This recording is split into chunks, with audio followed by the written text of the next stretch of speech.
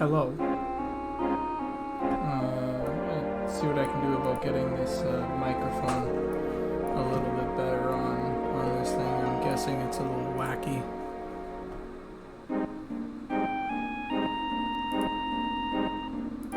I usually don't do much for microphone stuff.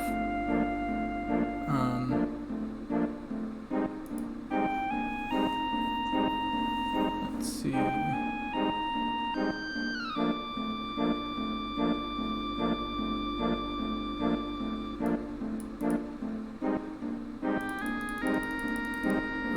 Yeah, let's bring the microphone up just a bit here. How about now? I'm at 2 extra. Can you guys hear that audio? You're gonna have to tell me. I don't like being jumping back and forth to see. Oh, actually, hold on. I might be able to turn down the music and up myself. Let's throw this up at Alright, I should be plenty loud now. Yes, no? Music is a bit loud. Okay, let's turn that down then. Alright, how about... Is this a good balance right about here, maybe? Or is that too much? Let me know.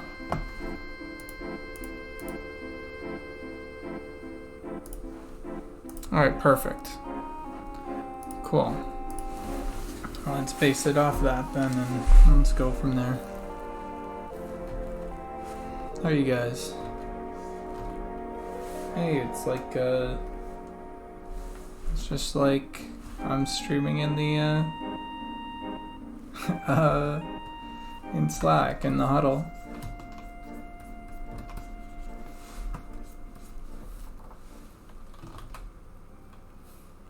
Oh, nice. How was it? I don't really care about spoilers. I already kind of have an idea of what's gonna happen based off of all their, like, really obvious hype, non-hype.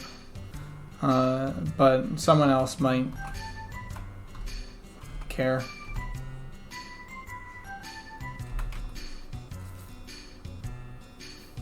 Cool. That's good. That's good.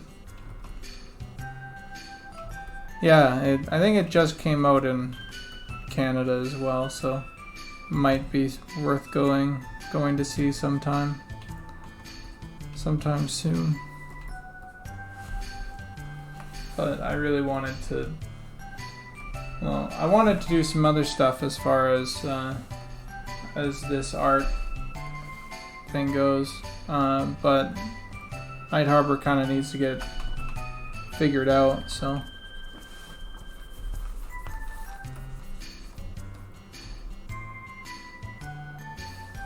Oh, that's good. That's good.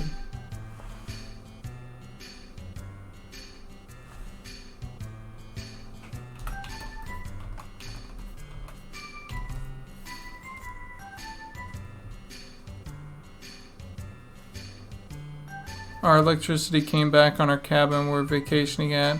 Almost had to get a different place to stay. Oh, that's nice. That's always good when things end up actually turning out.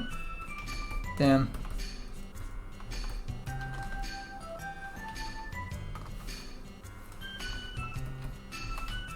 Especially in the face of you knowing that it could go very, very wrong. Like, you know, when nothing goes wrong and it goes perfectly, that's one thing, and it feels pretty good. But like, you know, when something could go very wrong, and then there's just this big relief where you don't actually have to deal with all the stuff that you thought about that you had to deal with over the last hour or whatever. That's always nice.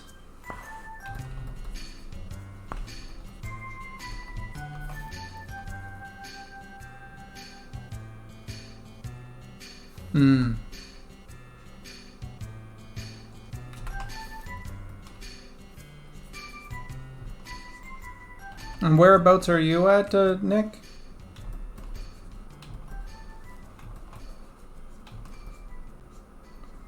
Because I know I've heard about some of that tornado stuff. I have another friend developer that I'm working with that's out in, oh god, I forget where. Oh, okay. Yeah, I think he's up and around that area. I forget the actual place. I'm really terrible with geography and memorizing places. I don't know. I'm not very good with that stuff. I know everybody always says that or whatever is like an excuse for not caring, but I'm just bad with it.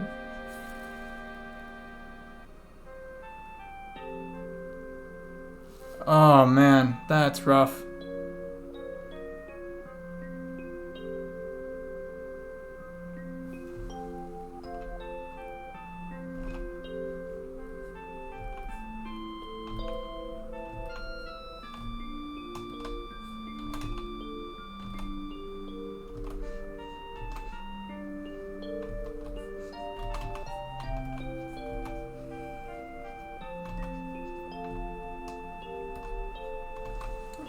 What do you guys think this needs? I'm kind of wondering myself, like, is it? I'm kind of feeling like, look, maybe ramps are the way to go. Like, instead of these, I like that I'm able to draw stairs. You know what I mean? Like, hey, I could draw stairs, good. But maybe ramps are the way to go. Where it's like, where it does like a more natural sort of like dive down or something like this.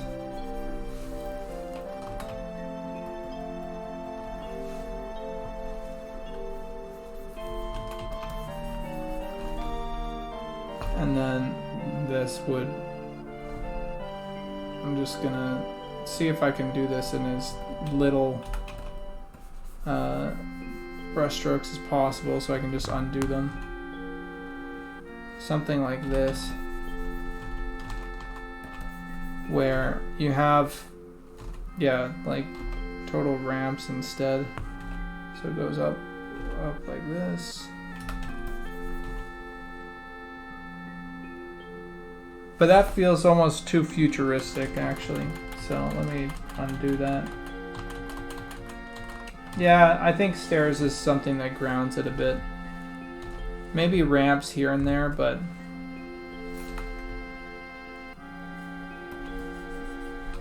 yeah, it's too futuristic for me. Yeah, and it would be definitely a winding path, and it would wind path like kind of down or something, and it'd be very hard to tell when it actually, yeah, totally.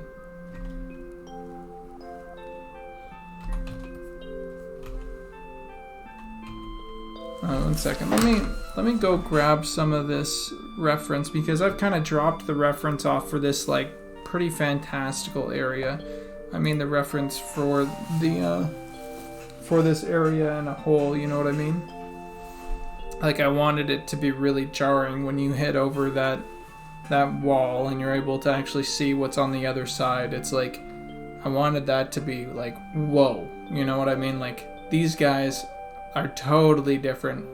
I can understand why they're in control, not us.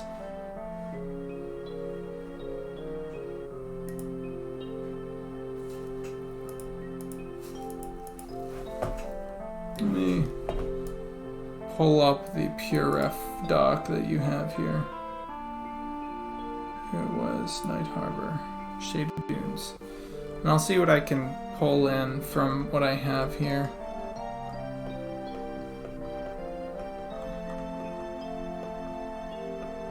Ottoman Turkish influence to the top tier. Yeah, let me...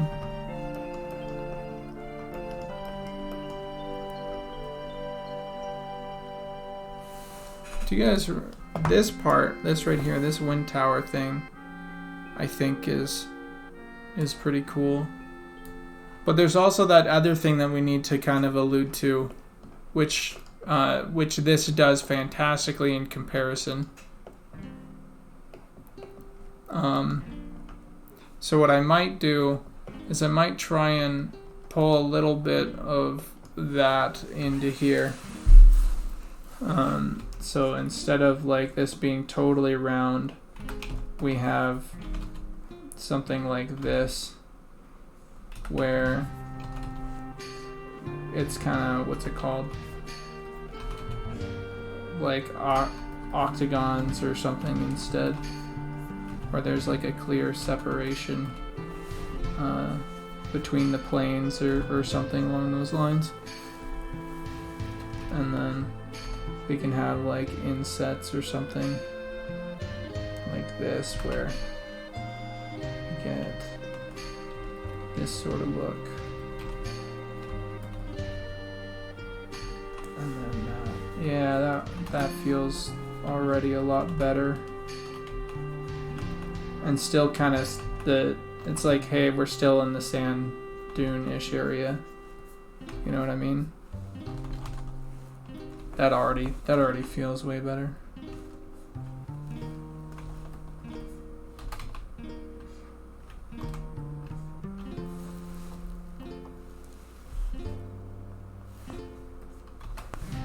Mm-hmm.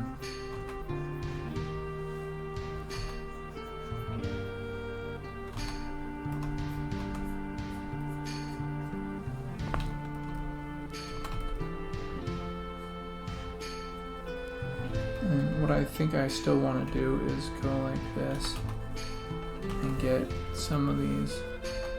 Because what I did was I brought in this, like, what's it called?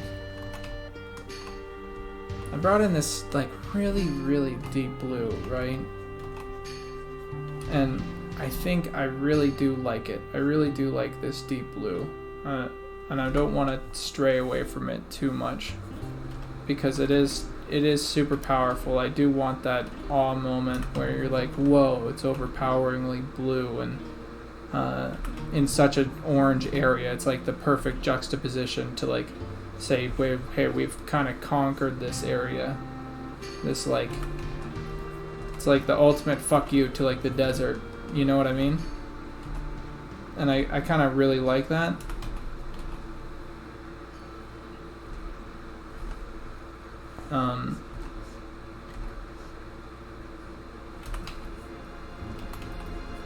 And, you know,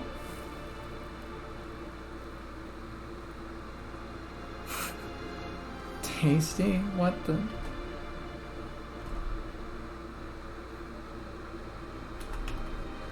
You guys are gonna have to or I'm going to apologize for Tasty. I don't know what's going on. He's a friend of mine, and so I'm gonna get, you know, my friends coming in and beaming on me.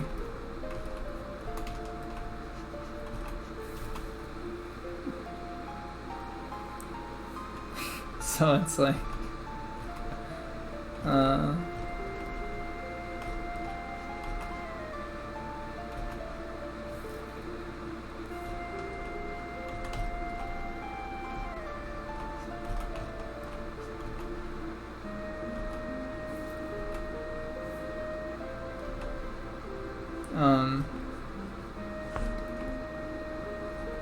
hey Tasty, this is that EverQuest dev team that are in the chat with you, just so you know.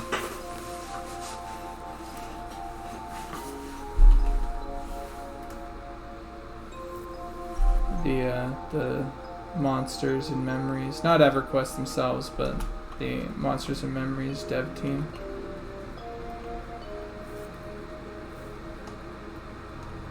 I hope you feel like a big old idiot.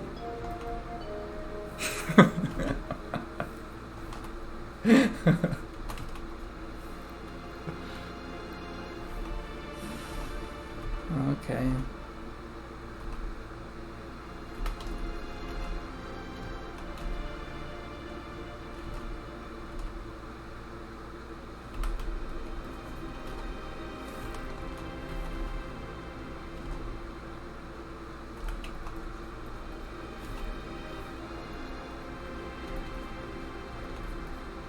It's like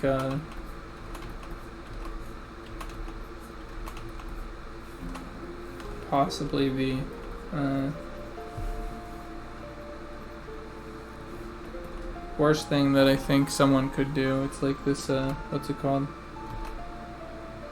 It's like going onto someone's Facebook or something, or talking to their friends, and their friends are just like, oh no, this guy's such a jerk. Don't hire him. You're like, this guy seems nice, but his friends are kind of jerks. Shit. Anyway, I'm not sure how I feel about this concept in general. I'm like, a part of me really likes it. And I do like the green.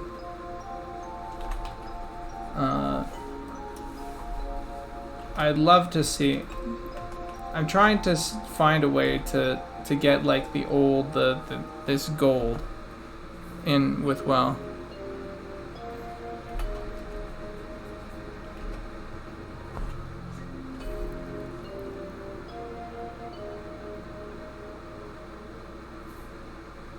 Yeah.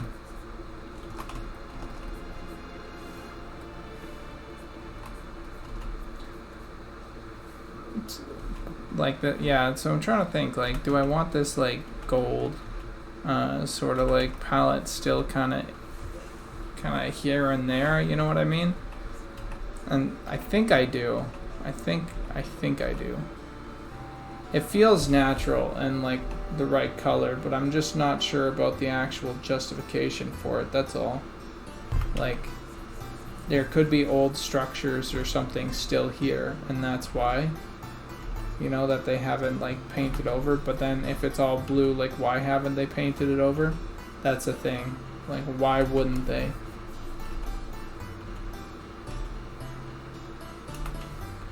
Other than, like, you know, coming up with some lore kind of BS reason, like it rejects the paint or something like that. I don't know.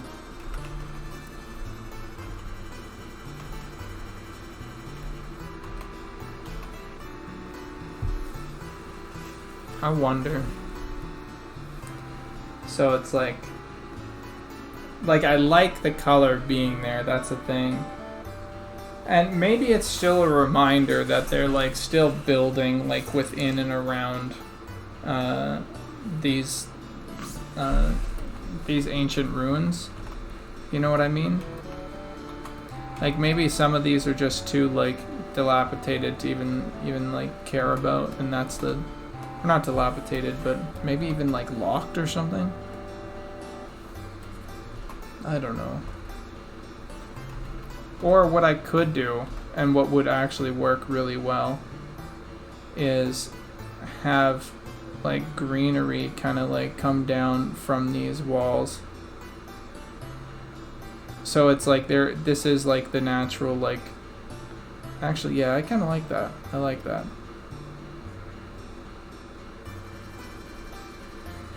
So there's, like, a natural greenery with the natural area, and then this planted greenery down here, which is more like Versailles or something like that, where it's more serious, or not serious, but, like, planted out and planned.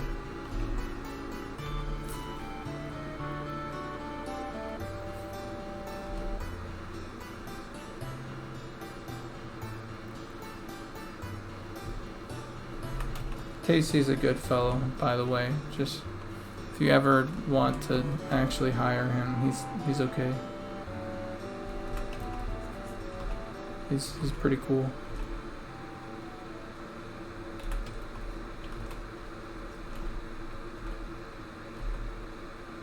But he needs to get way better at art. Ha!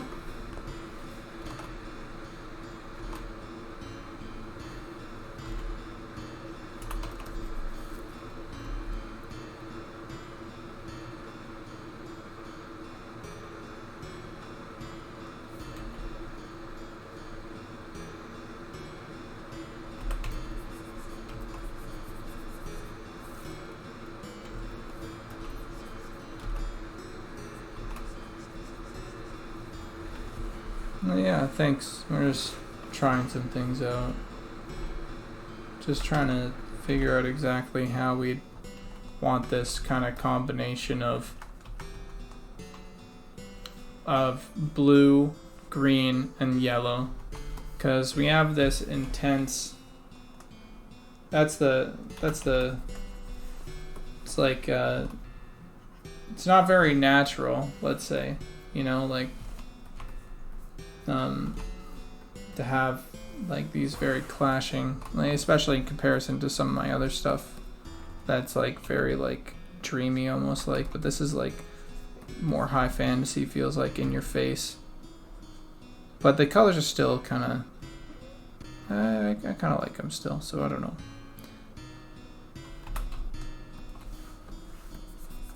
It'll just take some time for me to come around to them. But I do like some of the shapes. I like some of the shapes for sure.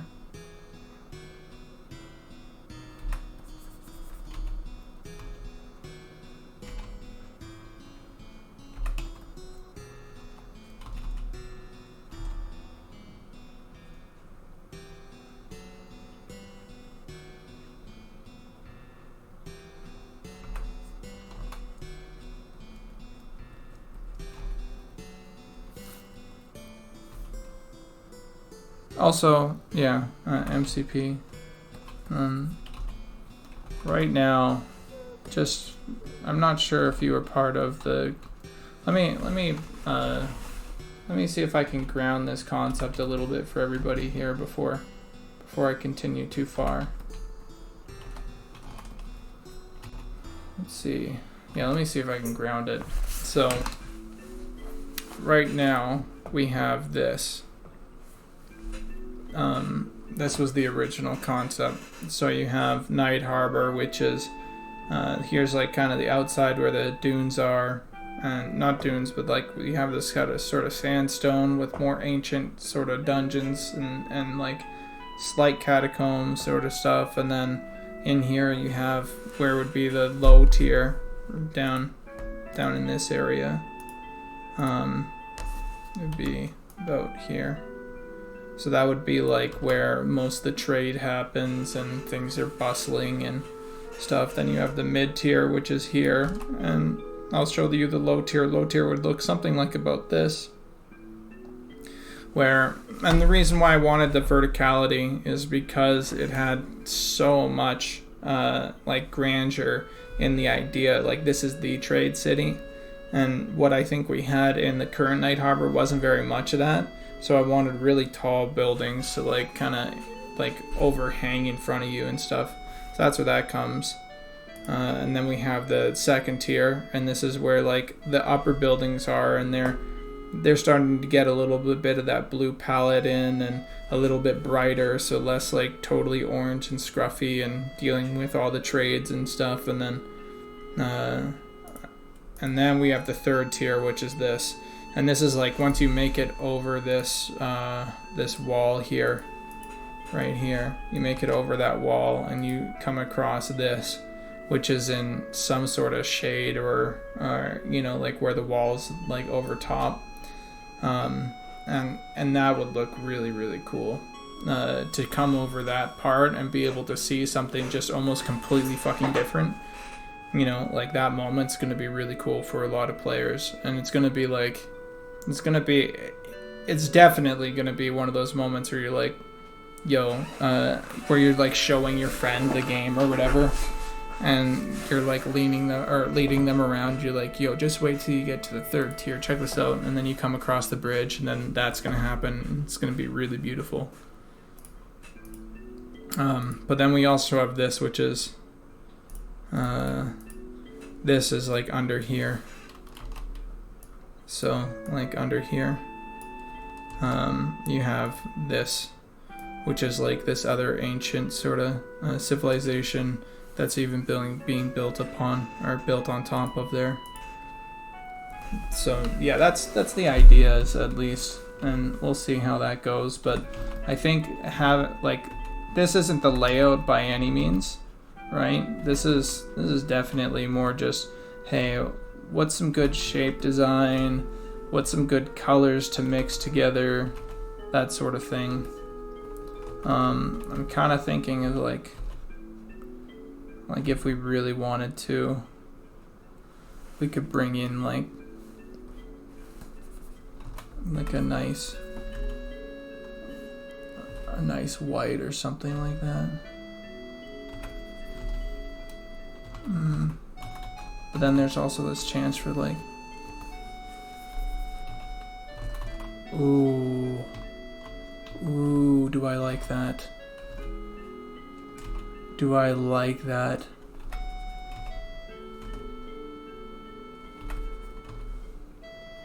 What do you guys think of that?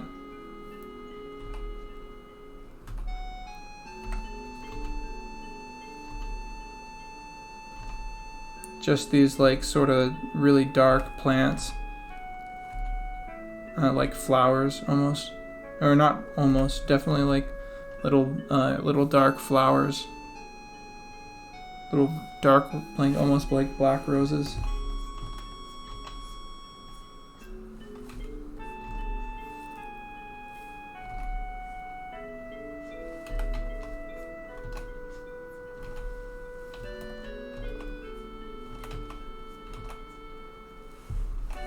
That's one thing I'm also really trying to do is like think of the lore while designing this sort of place. So we have like some of these taller spires and what it's built on and all that sort of thing.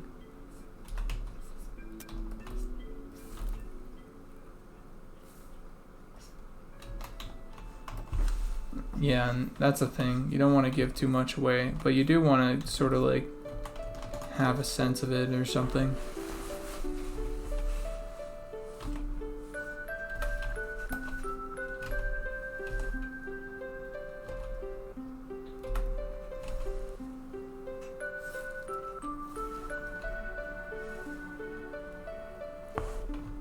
I think this needs to be addressed. There we go. So these would be like railings, I think, or this one would have a railing. And then an overhang.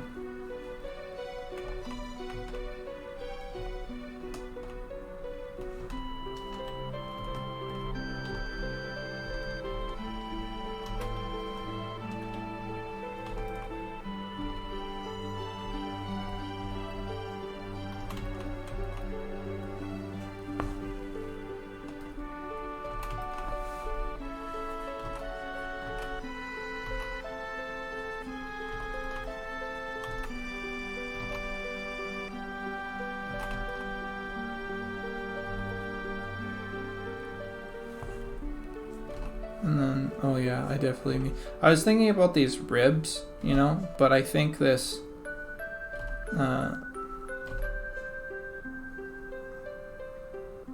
instead of these like ribs, you know, maybe we could just have them at the top, you know, on a texture or something like that, and instead we can have these like planes. I'm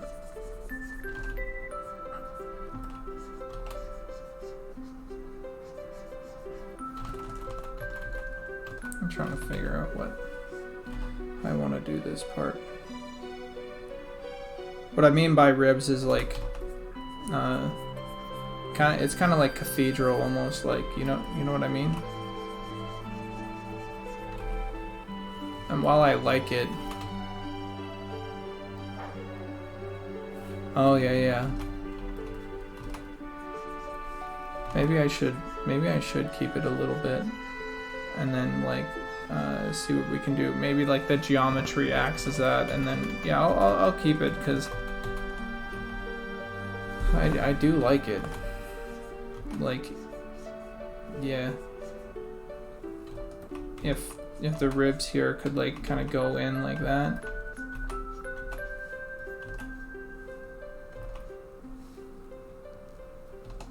And then we have like it's like with the texture we can like hint at it, but the geometry would just be like pretty straight, is my guess. Something like that. Oh, that looks really good, actually.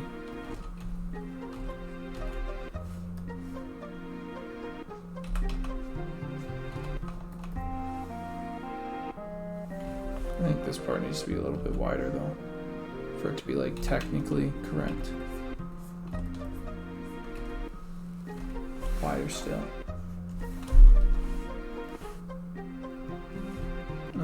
After this, I wanna desperately tackle like a creature or like a skeleton or something. Because I've been thinking about the skeleton ever since I've seen like the skeletons out in the area.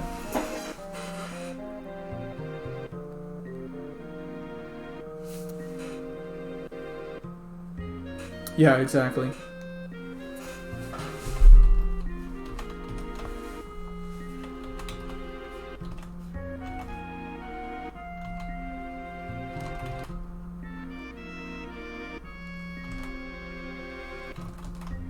That's another thing, like, what was it?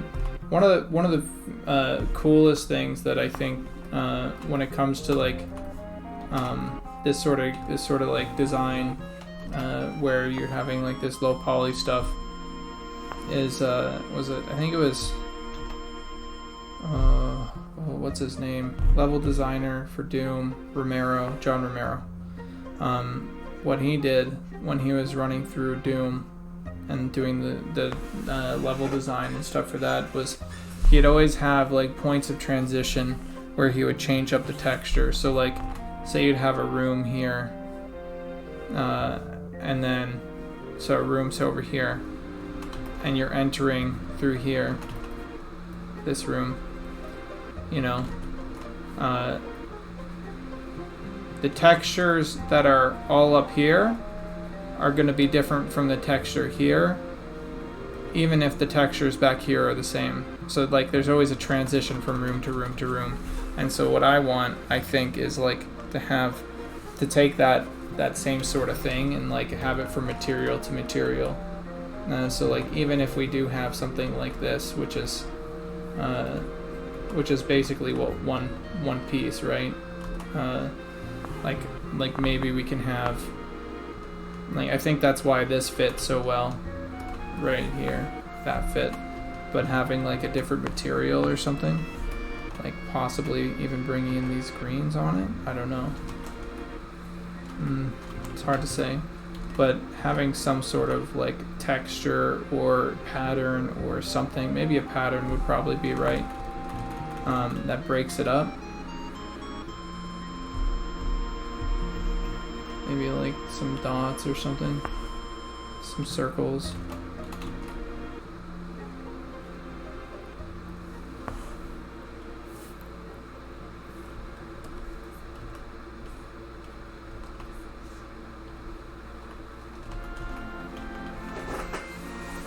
And once we get like one building in and it's like made out of a couple different parts, like you can make like so much variation based off of that one, like the parts that you built it out of, you know what I mean? So it should be good.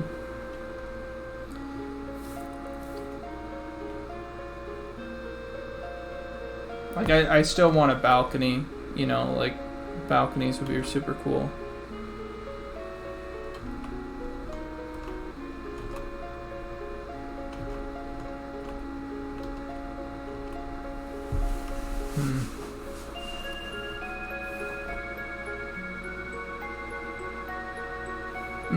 Yeah.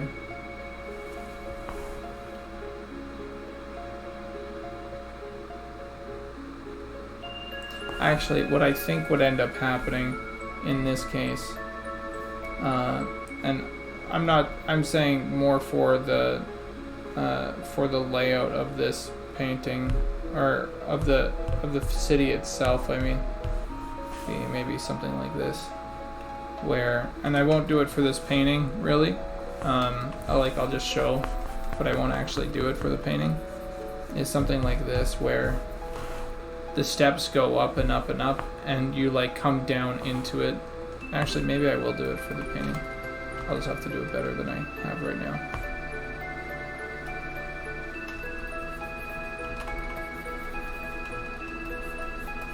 Because we want to be like stepping into it, I guess, which is a whole lot cooler. like down and into it. I mean, it does. I do lose a little bit of the other stuff that I painted, which sucks, but it just means that I'm gonna have to make sure that this area feels just as I want it. Yeah, exactly. It makes sense for the crossing of the wall idea.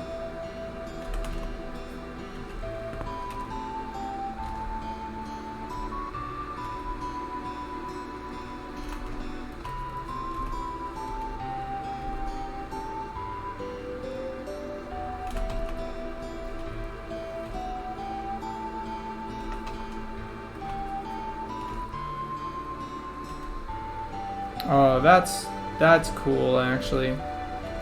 Oh, that led to a really good idea and design.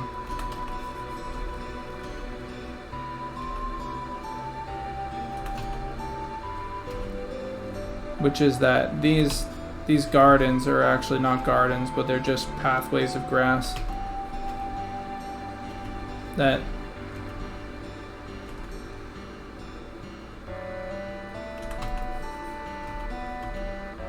That's cool. That's really cool. That will look really cool, I think.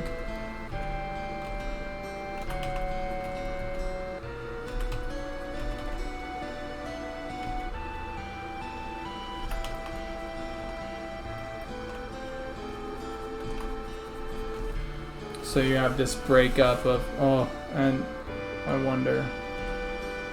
I'm gonna see. I'm gonna test it out. We'll see. It might not work.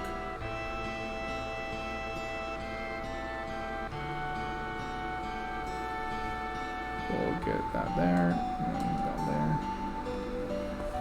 It's possible it does not work.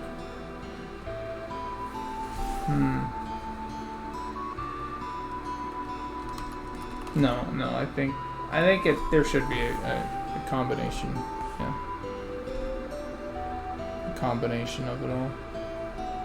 So like these these paths, they'll go from like the main road to like another thing, but the main road should definitely still be this blue. So it's like the green is definitely more of an accent than it is like a. And then we hit this point of the horizon line about right above this staircase.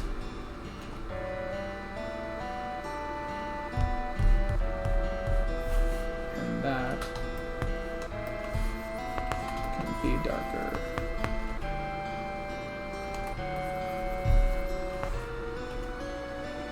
So horizon line means that these are going up, these are going up, and then this is going up like that.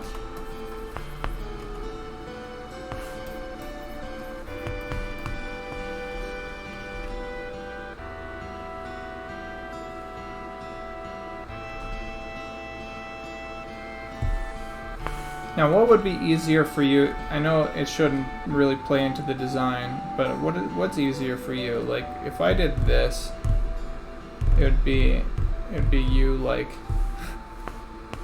Oh no, I need to go this way.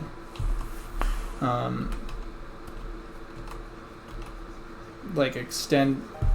Yeah, this would actually be pretty easy to build, but I'm wondering if it's the right way to go.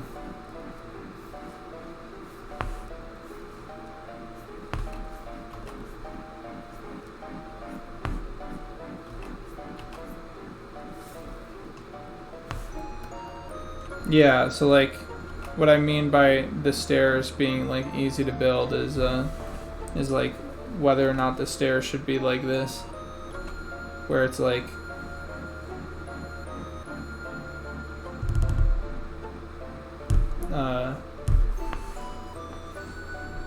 where the stairs and well, it's less of an overhang and more like yeah, I guess it would be like it'd be like some sort of overhang and then like some pillars down to support it or something every once in a while. But that's what I'm like now. A little bit of an overhang would be cool.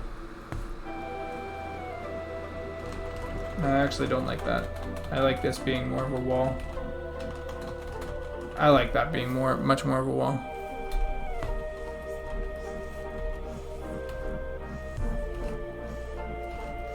And then we have something like this, where it's like that instead.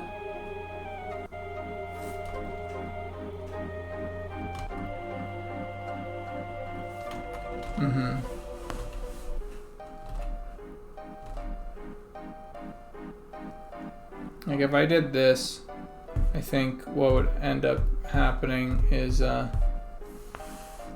would just be this slight overhang, like something like this. 1 second.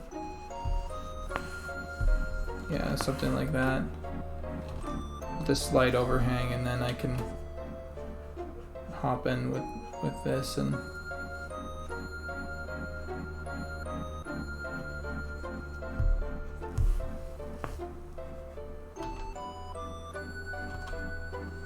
is that it? Yeah, and then that, and then that, and then that. So yeah, it's a slight overhang, but not of the stairs onto this, which still follows the other overhang, but I'm unsure. I don't like that actually either. I think the best thing to do is actually make it flush, and do some sort of thing here where that's what I was looking for, like a way to transition.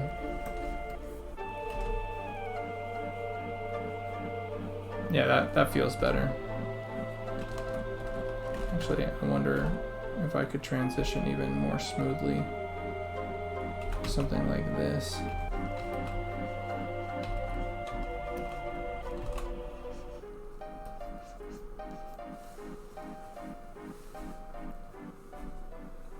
That's kind of cool. I like that, yeah.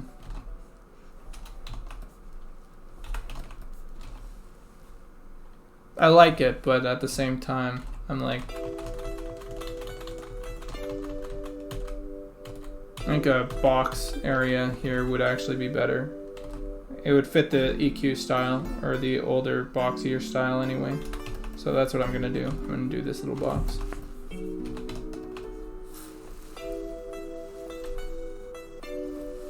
Yeah, okay, cool.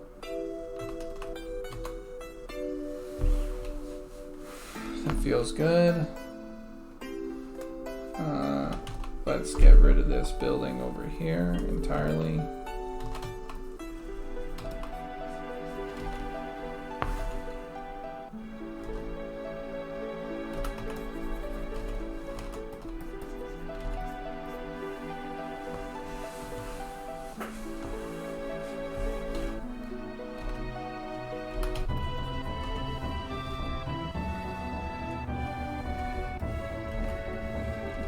I think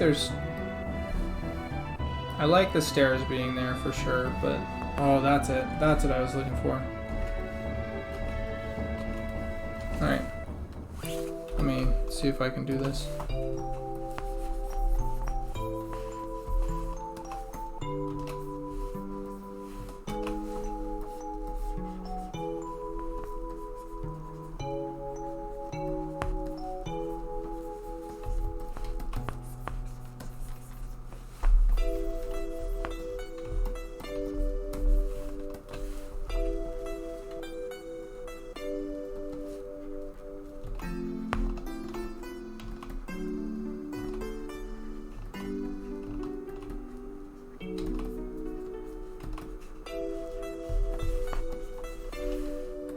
Let's bring a little bit of this at the top, very top, and let's saturate it a bit, and then we'll do this.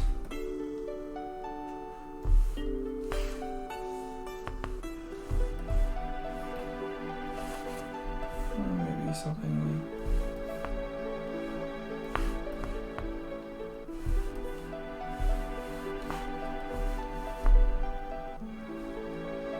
something like that could do actually.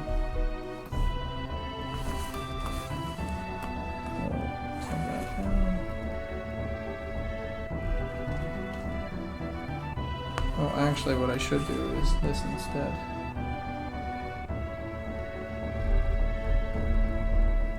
Let's grab the stairs.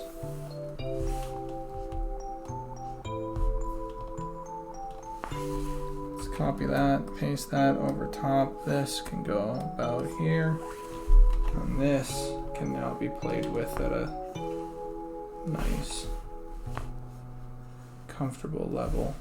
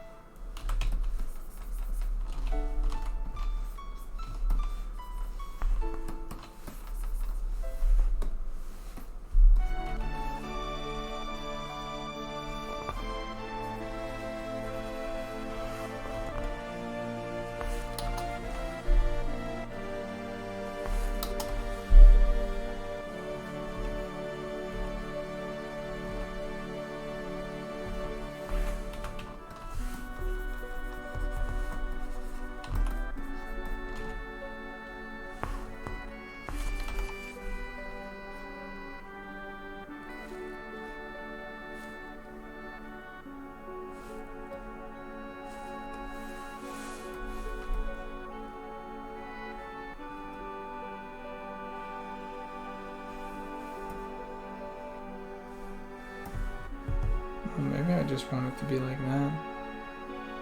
Oh, that's nice.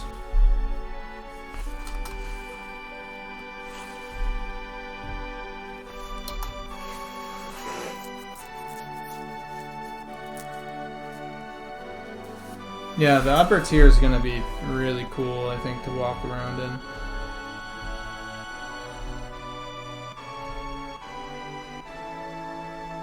This area is looking like I like the other areas, but this part's gonna be like, if we stick to the something similar to this, oh, it's gonna be.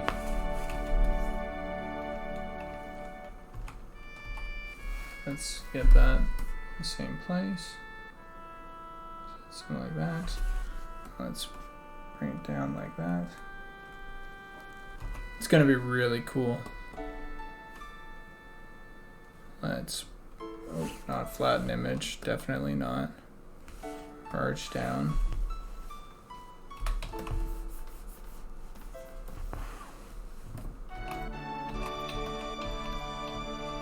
Don't want that too much. Do want a little bit of this. This part is going to be super important to get down. Like this, these kind of cathedral ribbings. They'll be pretty easy to do in game, I think. But remembering them is, yeah. Well, I won't put it here.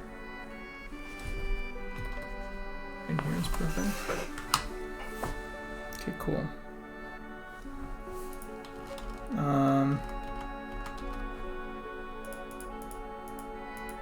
Oh yeah, I almost forgot about that. Look at that. Jeez.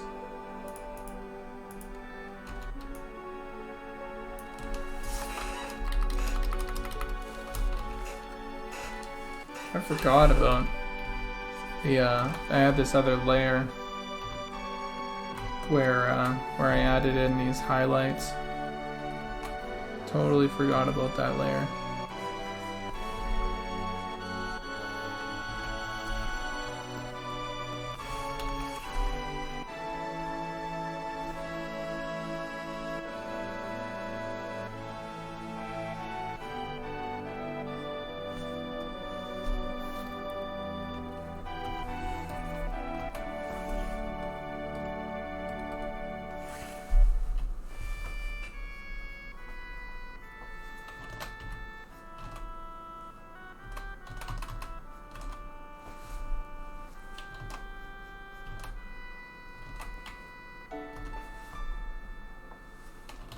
I think I have a Yeah, something like that.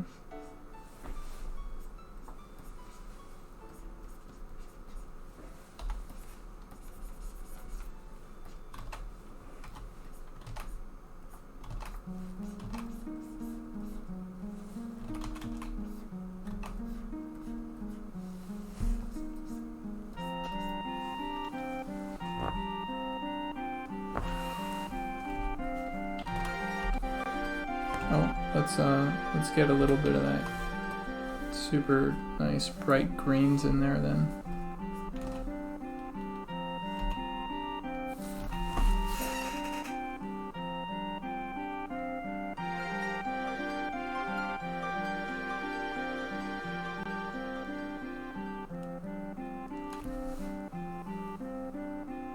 Do you think we should play with a little bit of water elements up like the fountains? Water is pretty scarce, that's valuable in a desert, so using it for watering plants definitely flexing wealth, opulence.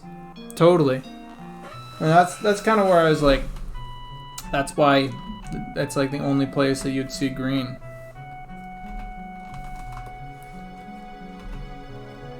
They are by a sea though, so I'd imagine that there might be like someone would have figured out that salt fucks things over, right? So I don't know if there's like ways to like, I guess, get clean drinking water or something like that from the sea.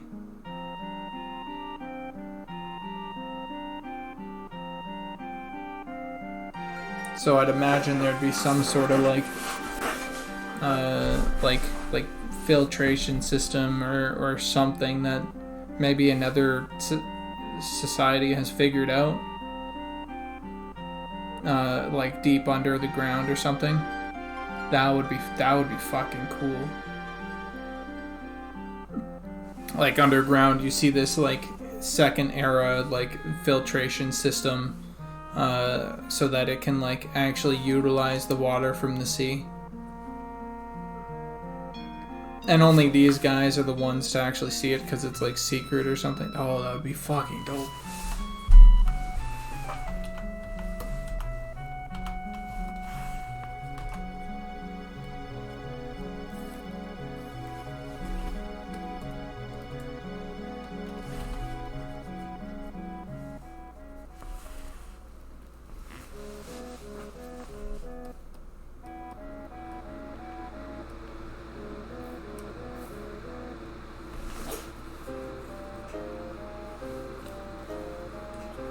Yeah.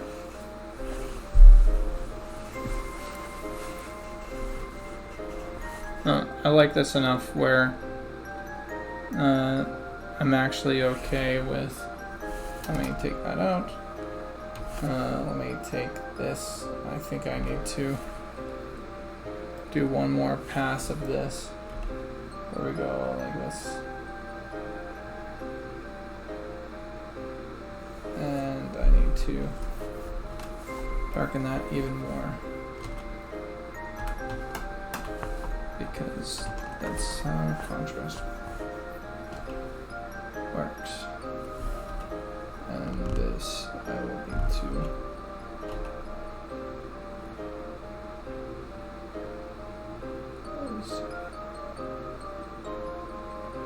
see if I can.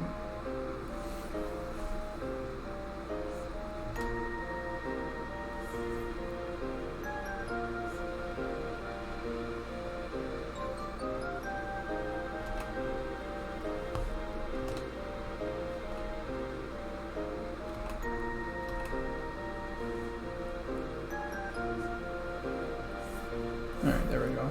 And then let's add in a little bit of this. Little filter, blur, Gaussian blur. Not too much, just a little bit, something like that.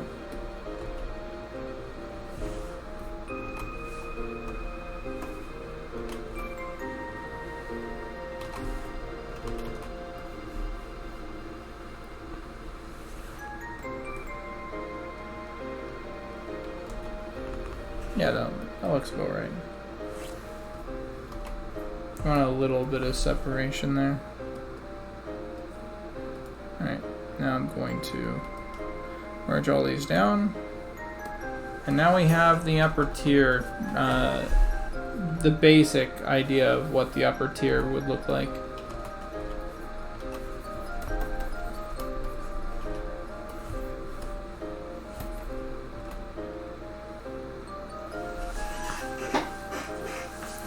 I know Sean and I were discussing that this tier should be built on top of rocky formation, some kind of not be purely built up of stacked bricks and stones. Yeah. Like I could see this being like the buildings within the wall having a different structure than the second type of buildings, or like the structured buildings like I have here. And it could be very simple, like it could use like this straight up like motif, so it's like very towery or like boxy and less like little windows peeking through, that sort of thing. Possibly a little bit of runes, so it's like not runes but like broken up like bricky areas too. That would be pretty cool.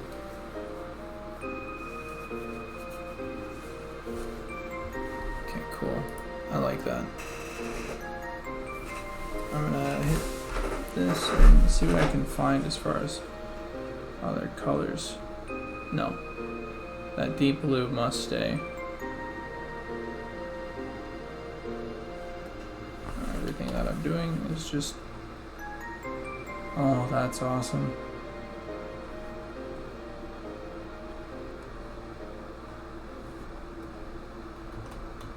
Yeah, that intensity change is really cool.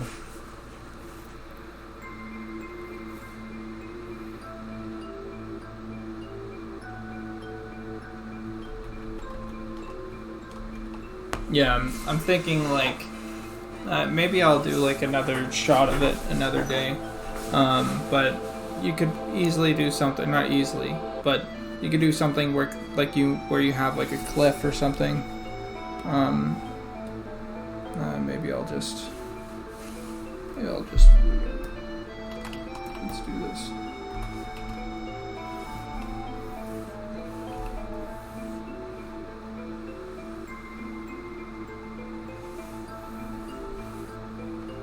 Oh, jeez. What up? Alright, you know what? Screw it. I'm gonna work with these shapes. I didn't mean to do this, but hell. Why not?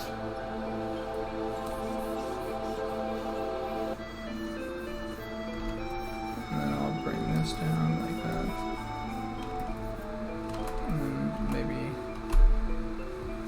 the shadows were hitting here or something. And then we have, so we could have something sort of like this. This motif again, this tall motif of, and we'd be looking down on this. And let's bring in like something like that.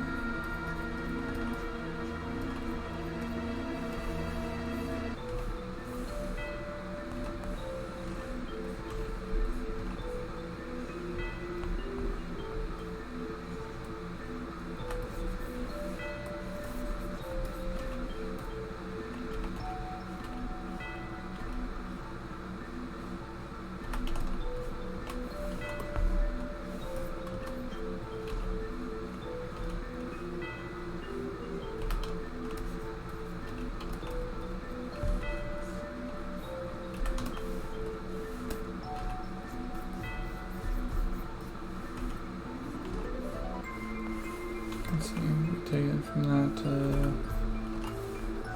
this.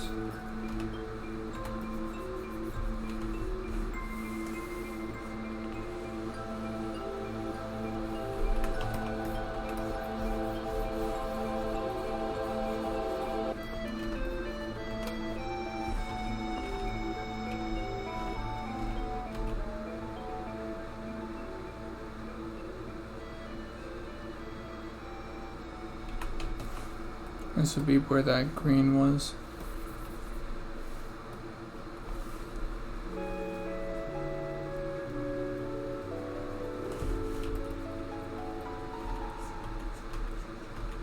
Maybe it's like coming out of this particular area or something, I don't know.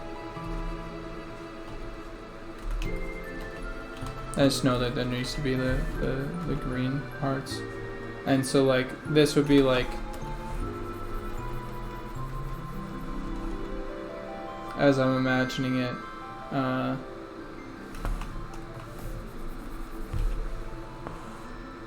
like people will be able to walk across on this area or so. Oh, I need to, I think this part needs to continue like that. Oh, maybe not. Not getting the super big feeling of what I want, and I think it's because of this color right here. It's not glowy enough. So let's see what we can do about making that super glowy. Getting hit by like a whole bunch. There we go. That's more like it.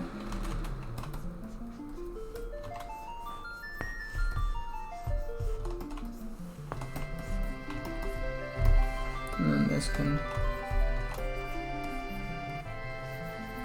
just fade, kind of like that.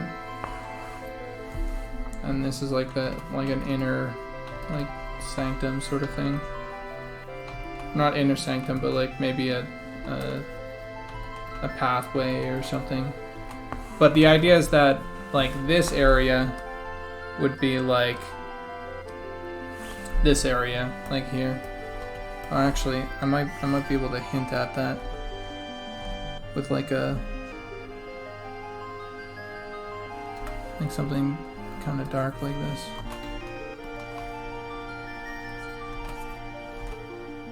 Oh, that's cool.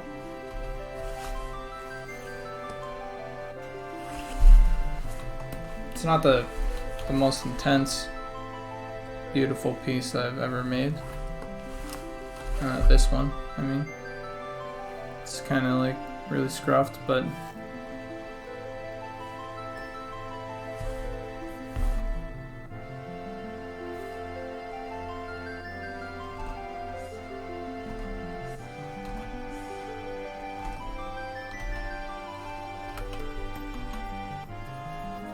yeah, it's really not the best. It was kind of like, hey, I just wanted to show, and now I'm like, hey, well, maybe I'm making a painting of this now, I guess. But yeah, that's the idea, I think, is like, it's like, hey, we want something that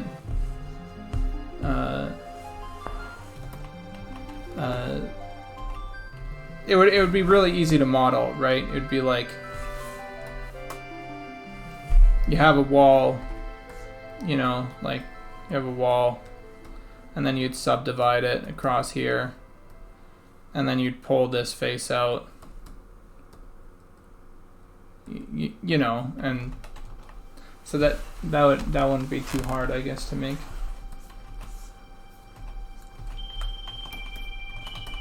And we can add some cool decals or something. And let me.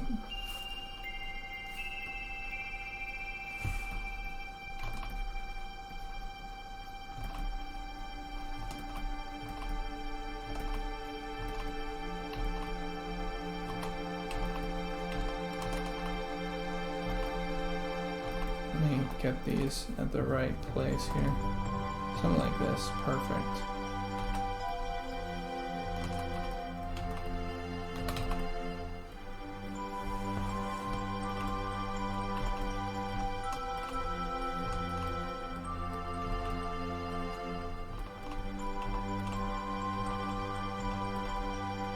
And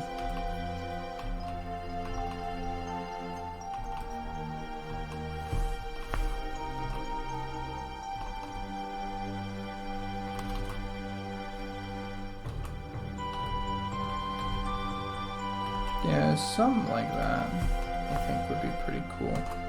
Anyway, so that's the idea, I think, for this area. I mean, for like the other areas, and you'd have like, just so I can reference it, I think, just so people can understand like, oh, where that might be coming from. Maybe there's like this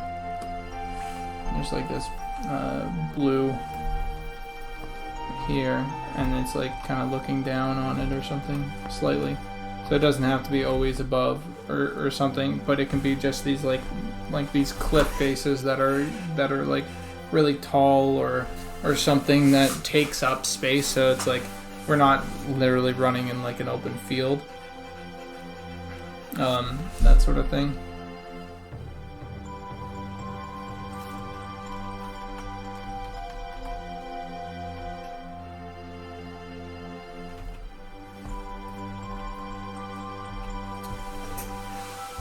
Yeah, that's cool. Okay, it's not the best. It's not the best. There's like another way to design it. I think that will make it feel really good in comparison to what this is. But I think the main idea is sort of showcased.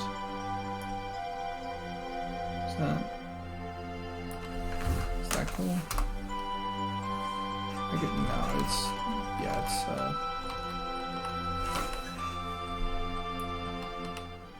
could literally do that though, and then continue that onto something else. Whatever. I don't want to do this right now. I think this looks pretty good though, for what I wanted it to be. I think something is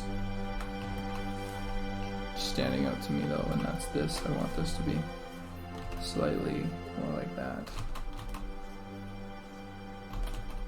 catching a little bit more light. There we go. Word.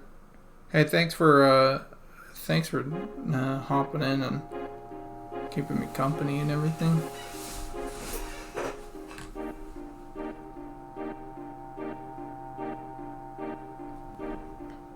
See you, dude.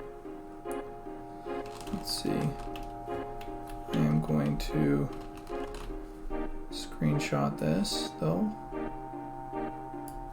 And, oh, I think I'll throw that into art discussion. And,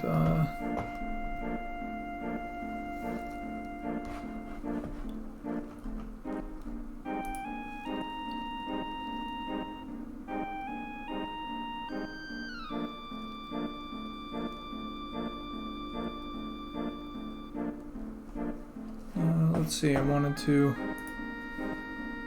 take a crack at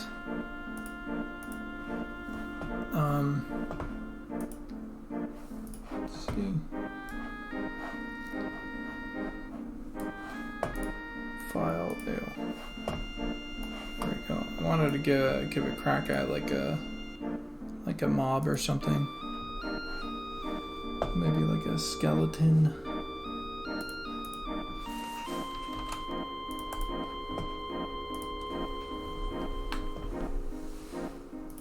Could be super fun.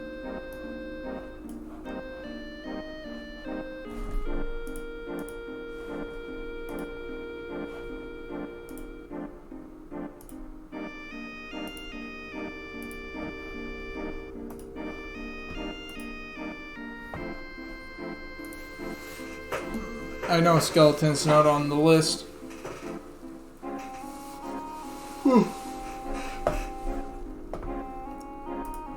But I want to do a skeleton.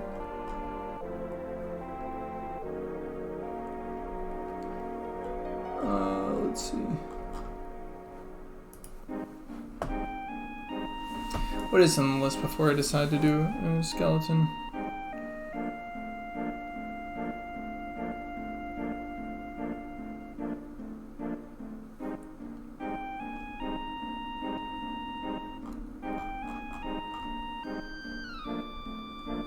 Harbor, player armor variations, that's nice. Creatures, crocodiles, beetles and desert scarabs. I think that's been taken care of a little bit. Crocodiles, elemental pets.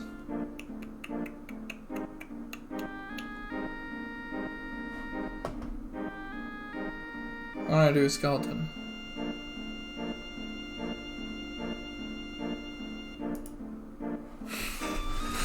Like, alright, we got crocodiles, we got blah blah. I want to do a skeleton. Not gonna lie, the fucking crocs and the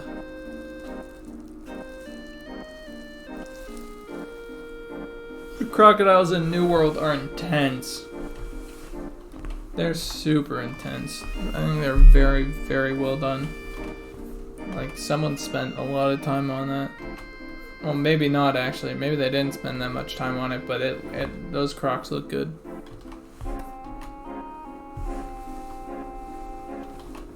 And they feel good to come across.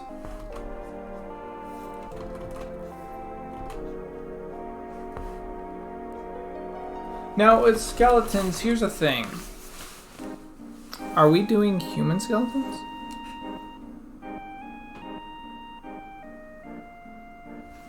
Or are we doing...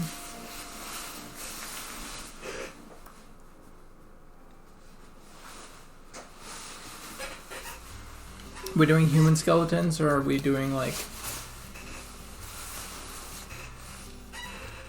You know...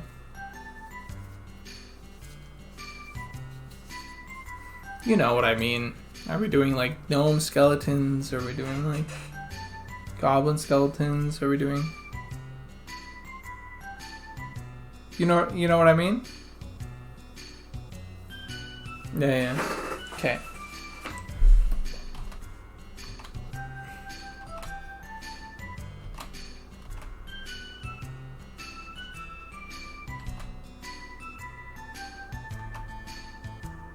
Probably a good idea to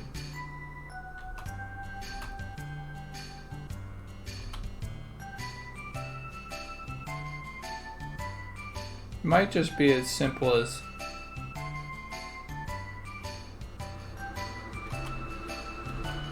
having an actual just full-on skeleton. No, there's some cool ass skeletons. Let me do some quick skeleton, because when you get like a skeleton warrior design or something, there's some fucking cool stuff that you can get. Then of course we want just a skeleton, but there's a way to have like a really cool just skeleton. And I'm trying to think of like what things really change when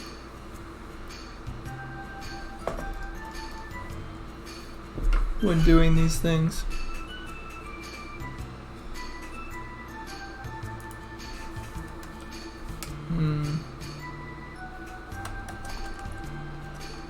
I want to see how people have done them in low poly. Alright, okay.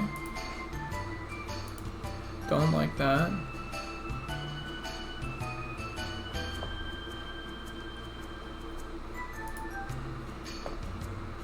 That's fantastic.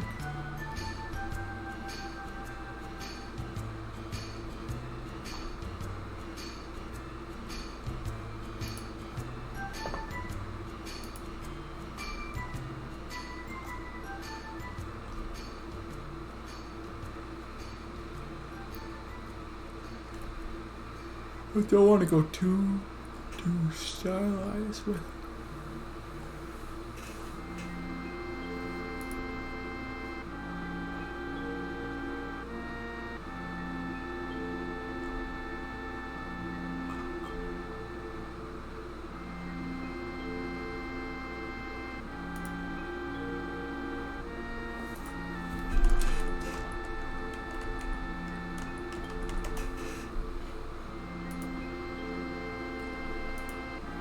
Yeah, I see him.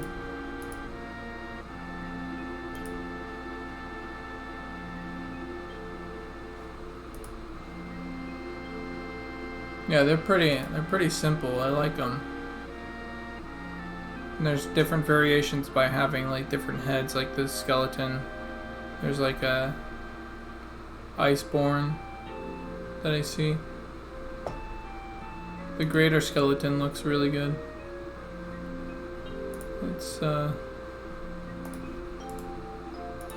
me just post that here. Oh, did not mean to do that. It's this guy. I like that guy. He looks pretty good.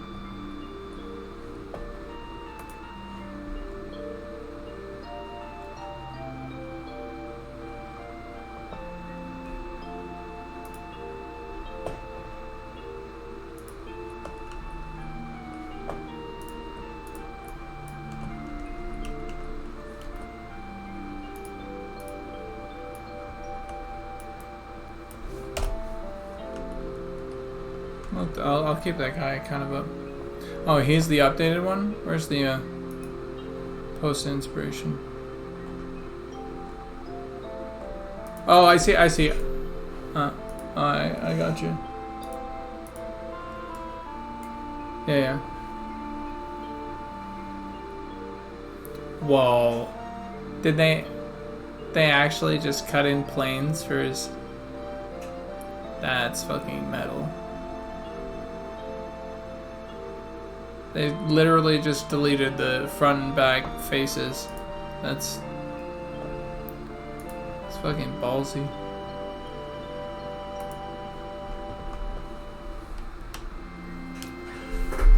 There's a little bit of flesh to him, eh? Oh, excuse me.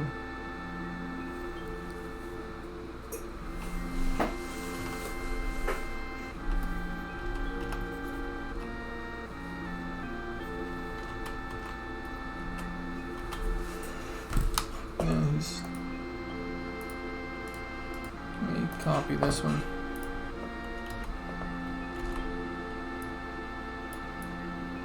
Alright, we got two boys, two skeleton boys. Kind of base it off of. Well, that skeleton's anatomy is just fucked. These arms should go down here. But that's okay.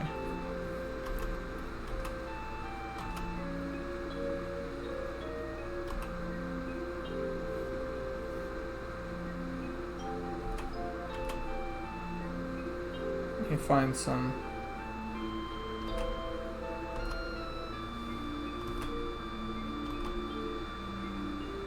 There's a little bit of evilness to them that I like. Like, not just beyond being a skull, you know, like there's like this eyebrow, you know,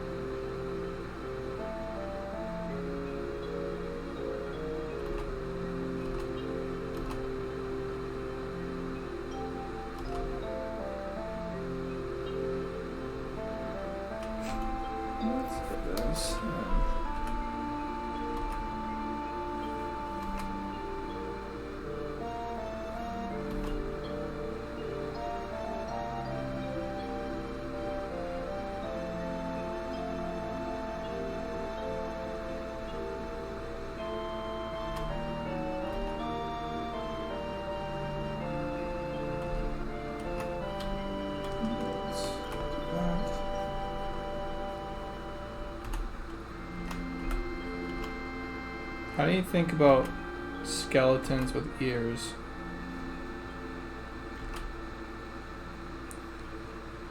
Nah.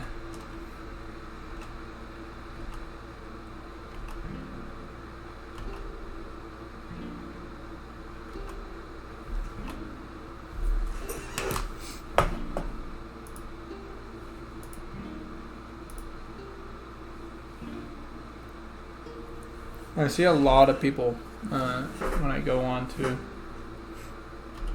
like Let's Plays or not Let's Plays, Twitch sort of things of people playing. Lots of awesome, like, or lots of that skeleton specifically. It seems like there's a lot of stuff around him. Or them, I mean.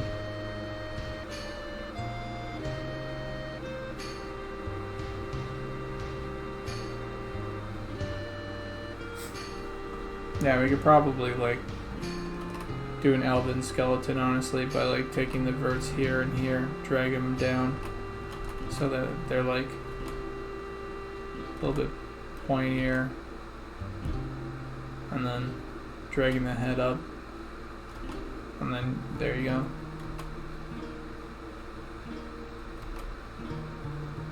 Oh yeah. Thoughts about the ears? Something that I really like about this one is they have this sort of like this hunch to them. So they kind of like go like this.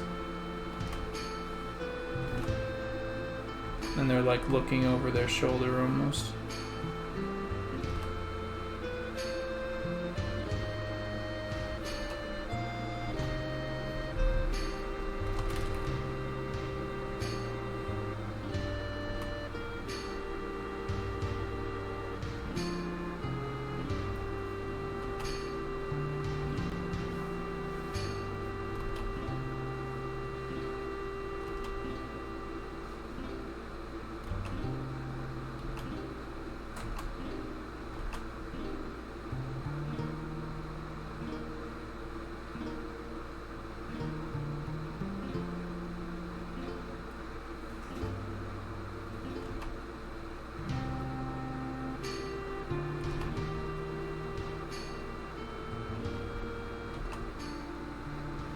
Oh god.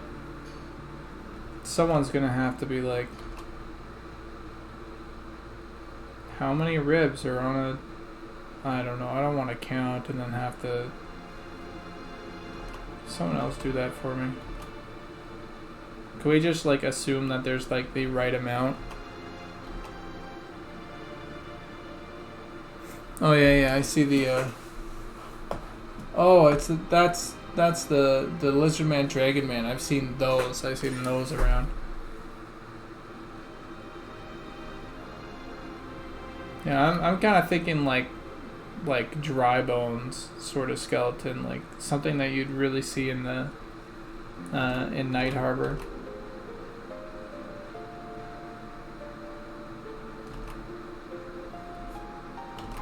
It's so tempting for me to just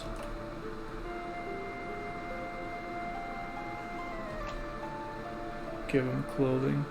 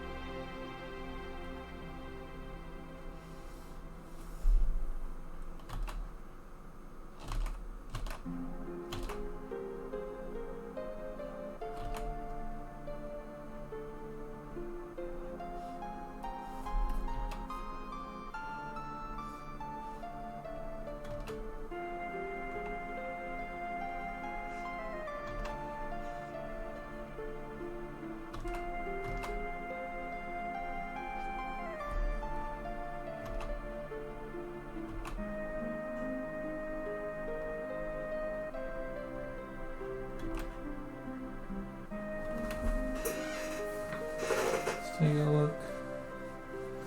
Let's see.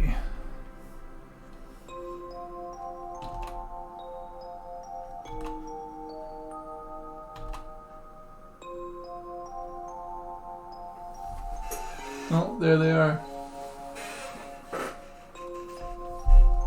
Yeah, probably.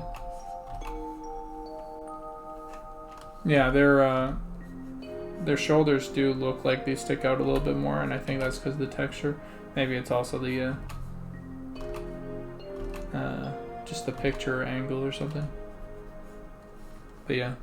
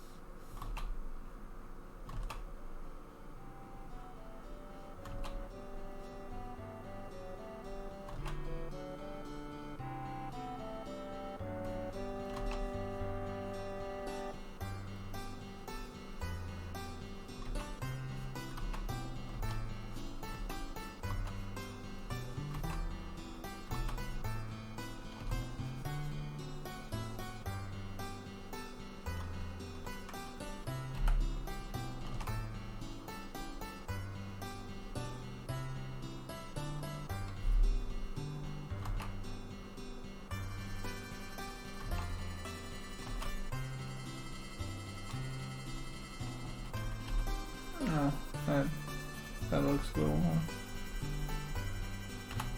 Let's give this kind of a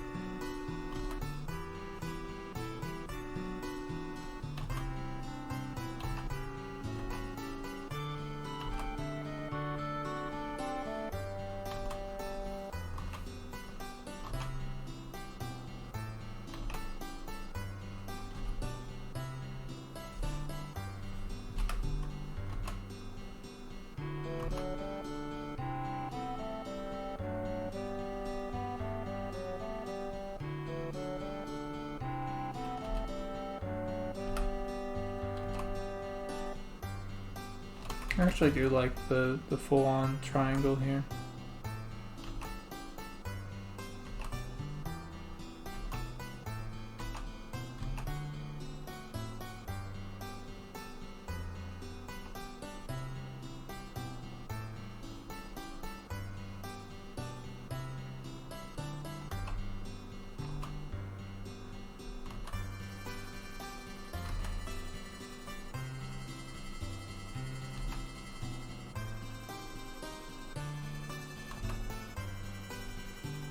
I think this pose is what's important.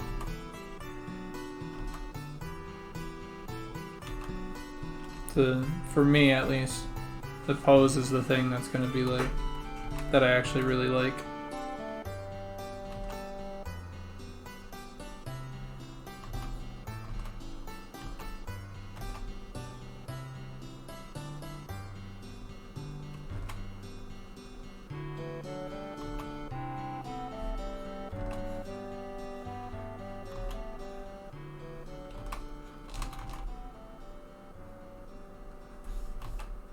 We know skeletons have long ass swords.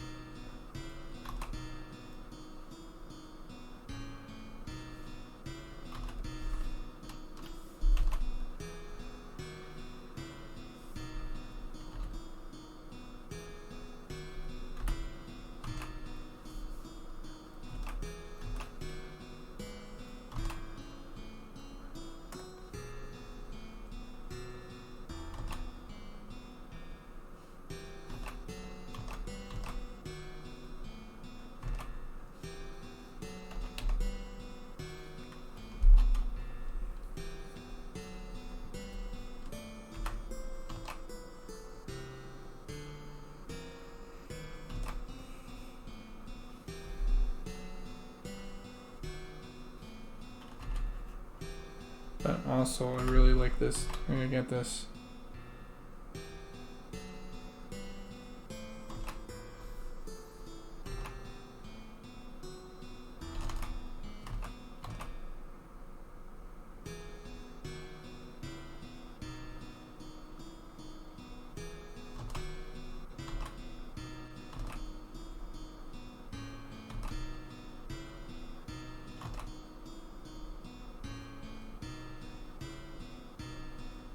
I wonder if I can actually, let's go back into this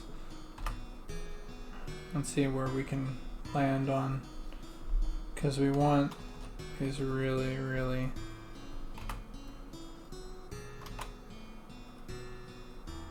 I think at least.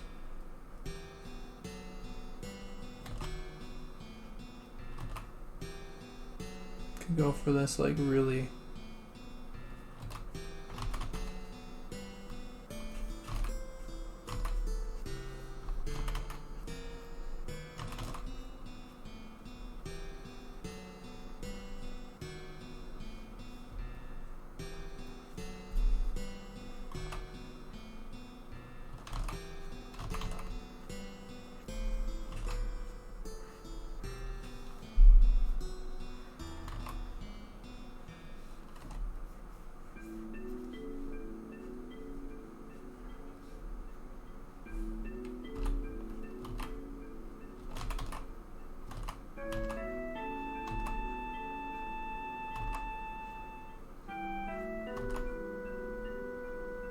so it's kind of more of a square jaw.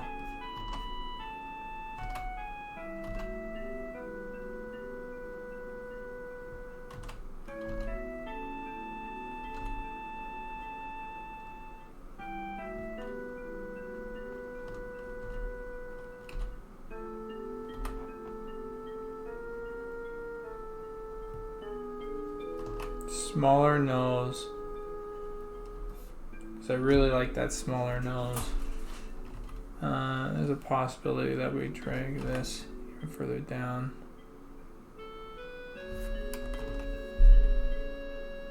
And then drag this even further down. Yeah, something like that.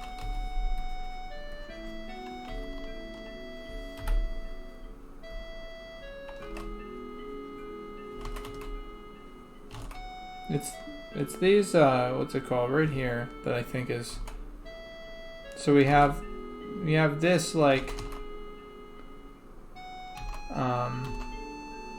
this evil look because the eyebrows are so like this, you know, and then you can get a little bit of the wild look by adding a little bit of that under the eyes. Yeah, something like that could look pretty cool. And then once you add in like the, what's it called, the actual color, let's say we do like red or something instead of green.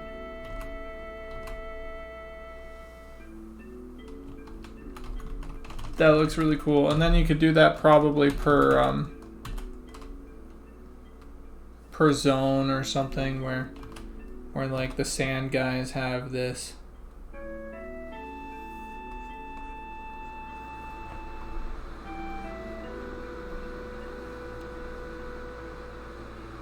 Yeah, something like that. Or and then you could probably even do like something even not crazier, but you know, you can change it up or whatever, so it's like these. So you have different skins, like really easily change up the skins for different variants of the skeleton. So like charred bone or something like that. I'm just doing a quick what's it called, like color in here of the guy, so we have the silhouette.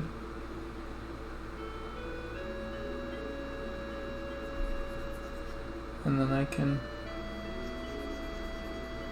go in with like changing colors and stuff in just a moment.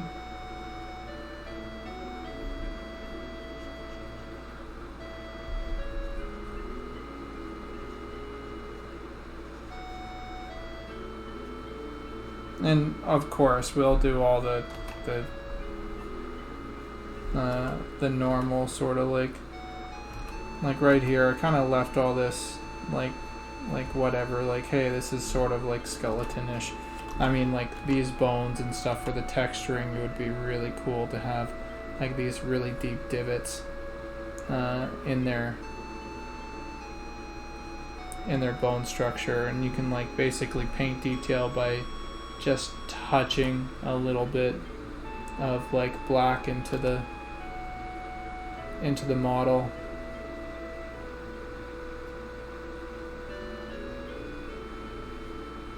Things like that.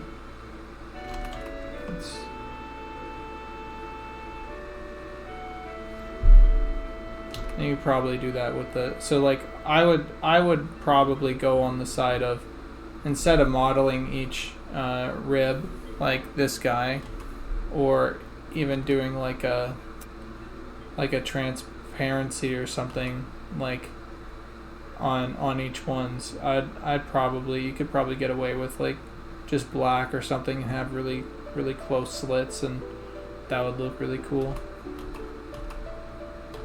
And this goes a bit like that.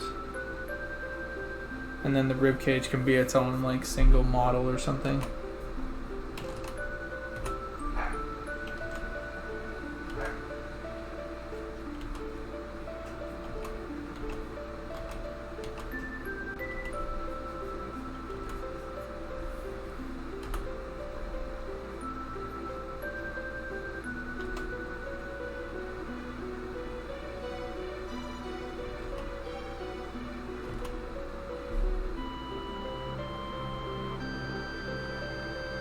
Yeah, simple but really impactful variations where you're like, you have exactly that. You're like, hey, here's a variation that's like, you know, like different eye color, or like different head model, or like I can, the amount of textures that I could easily like pump out is, especially like on like a single day, is, that'd be pretty easy for skeletons and stuff like that.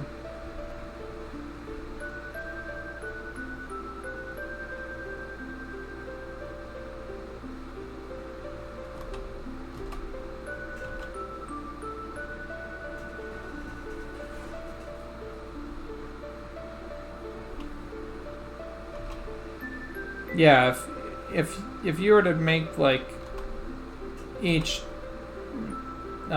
you could probably, have like variations for each limb or something like that on a Blender file. I was gonna say like, and even what's it called? Even have it like imported as like an FBX or something with all these different pieces that are all rigged up to the same thing. All the same vertex groups and everything, but then like have them different objects. You could literally just have like, you know, like bones like this, or the skeleton will provide what I think is something called a god tier asset, where like it's like, you know, like wood planks or something, where like you can build shit out of wood planks, or like, you know, like pillar stones or something. Like those are always super cool. And these guys would just be full of, and all they'd be is just god tier assets.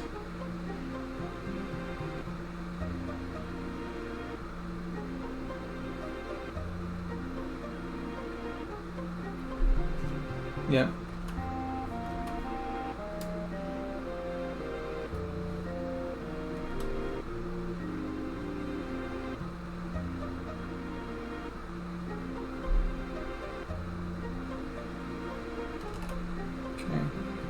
Now, one thing that I wanted to do with these is,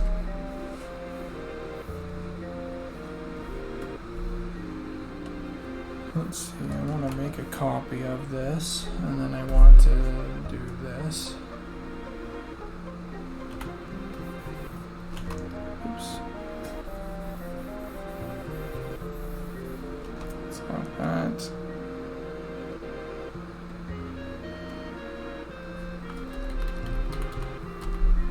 And right there. There's so many different variations. Even just me changing the different like modes, I guess. But yeah, you get the idea. Kind of like that the most, but.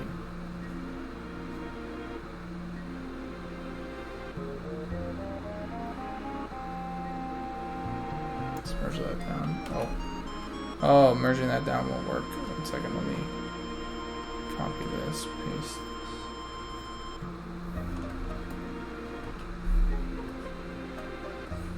And I'll have to merge these down. Oops.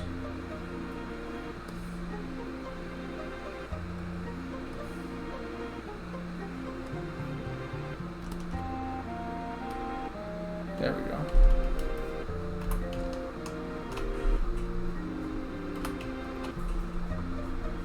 Now you can add this.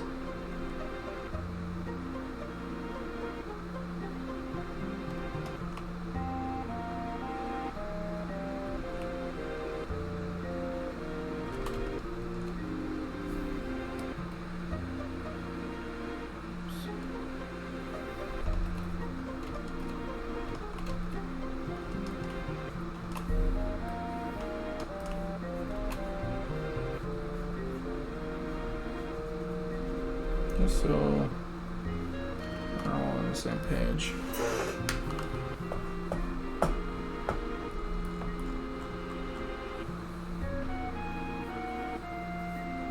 There's even a femur weapon. That's awesome.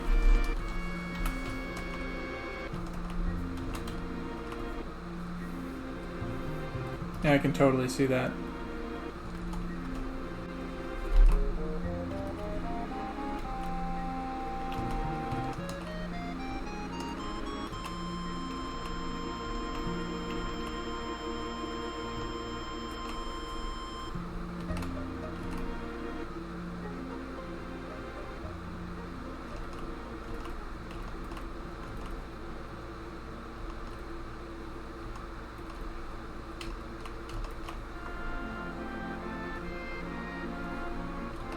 I'm just gonna quickly add where I think some cool rendering would be.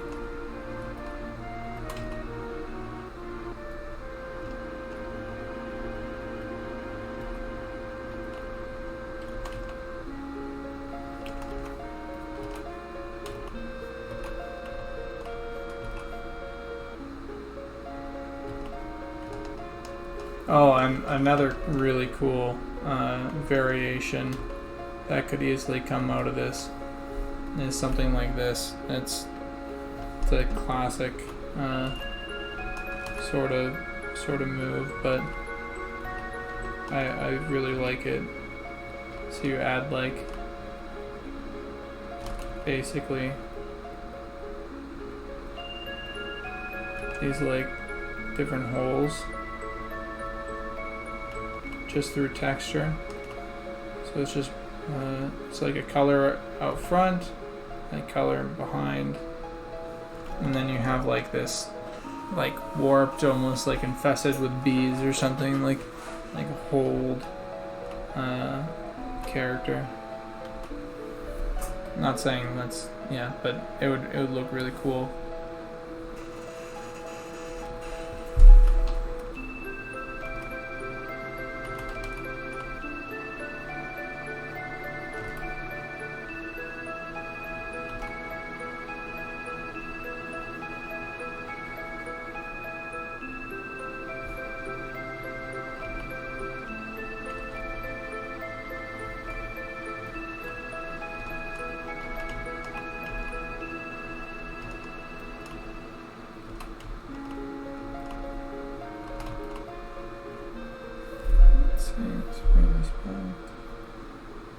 Alright, I think this guy's,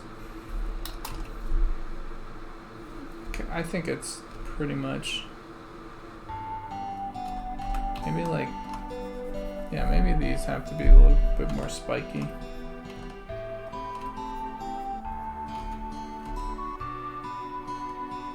Like the spine, I mean.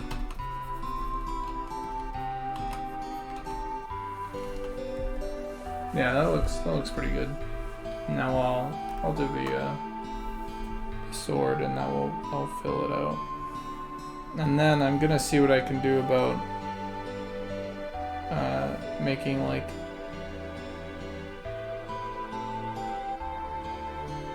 because instead of doing like a whole other character, you know, like what you'd want to do, I suppose, is like it's possible where you could actually have like gear on him, you know, like gear.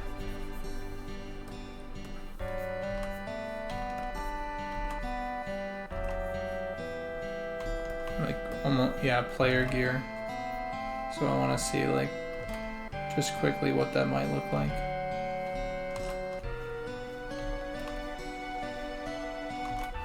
And then with mobs, you can definitely have like other things that players can't have, and that's pretty cool too.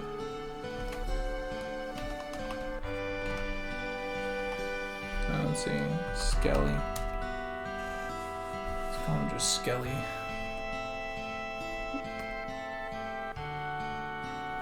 Yeah, absolutely. So like, one thing that I wanted to do originally was have some sort of like thing like this, which just adds a lot of personality to him.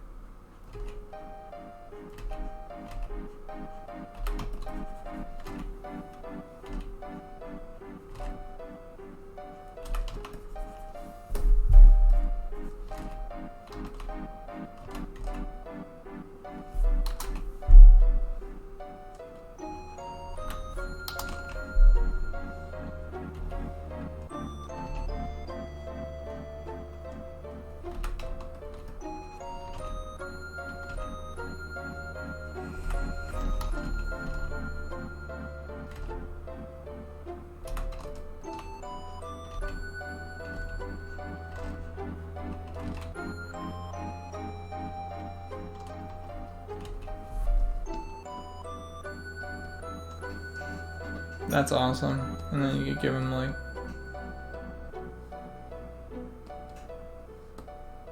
I think it looks pretty cool, at least.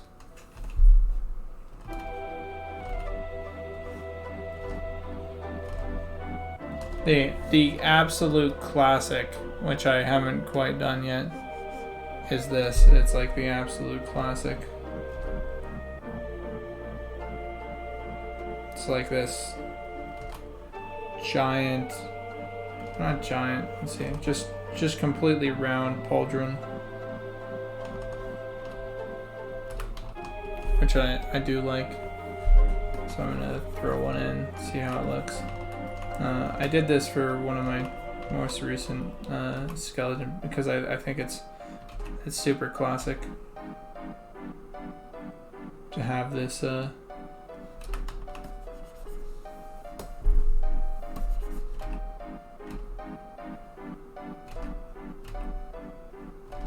then maybe you can add in spikes to it or something.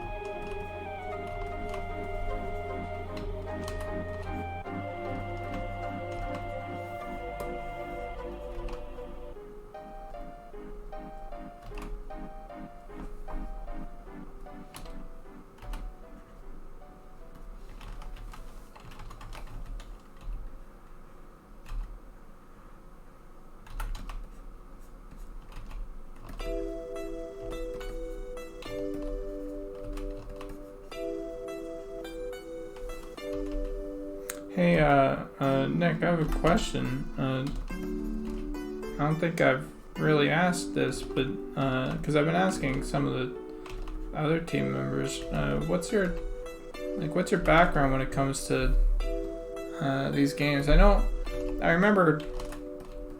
Well, actually, yeah. What is your background? Like, what kind of games do you come from? Because I know I mentioned to everybody that I mostly, for MMOs at least, I played WoW. I mean, I played Guild Wars. I've played, or Guild Wars 2, I mean, and I played, I think I tried WildStar. Didn't really hit for me, and I tried basically ones that I found aesthetically pleasing. Where did you start off with? Or not to start off with, where are you now? Like, what kind of MMOs do you enjoy? That sort of thing.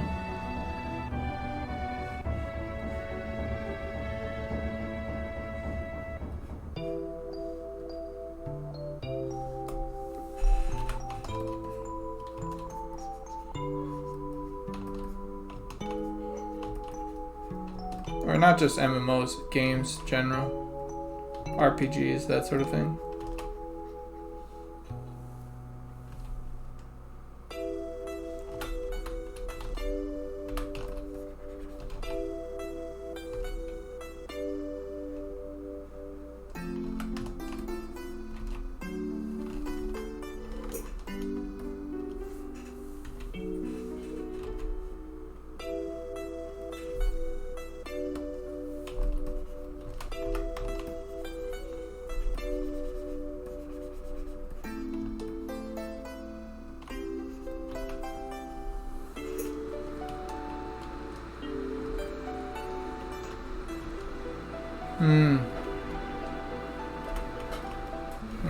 I kind of feel like I'm in the same boat with you a little bit.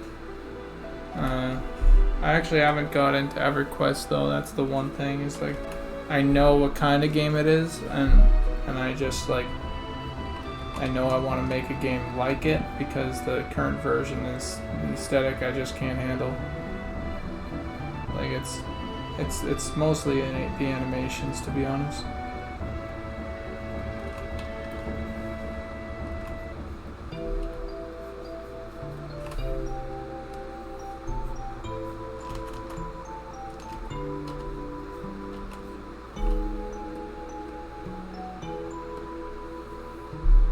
You have a big affinity for RTS and MMO. Also love FPS. I've played games at a really high level. It was pro and Heroes of the Storm. Yeah, I remember Heroes of the Storm, yeah.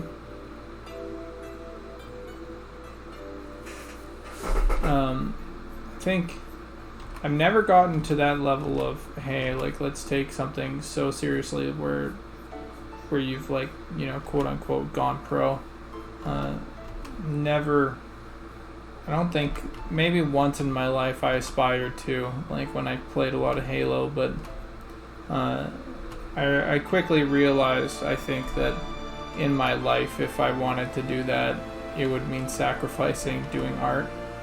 And so eventually I just made that decision, like, look, I'm gonna strive to be good, but like you know, good as in, like, I can beat someone in a pickup game good. You know what I mean?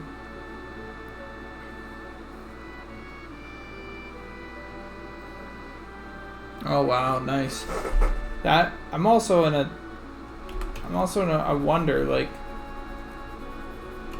I'm in this weird position, I think. I see.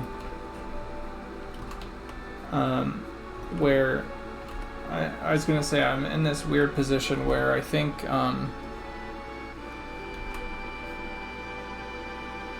let's see if I can find like a middle ground here. That's good. Yeah, I'm in this weird position where I have experienced and enjoyed, let's say, gladiator-ish level PvP in World of Warcraft, and I enjoyed that. But the other part of me is simply this, where it's like, okay, I've enjoyed that, but the time it takes, the commitment it takes, the enjoyment that I get out of it, it's very, very fun, but it's like, I played, I think it was Classic again when it came out, and I just enjoyed that way better. So much more. You're gonna be a violin performance major, but opted out to go full-time gaming? Holy shit. You're dedicated, is what that tells me. You're fucking dedicated.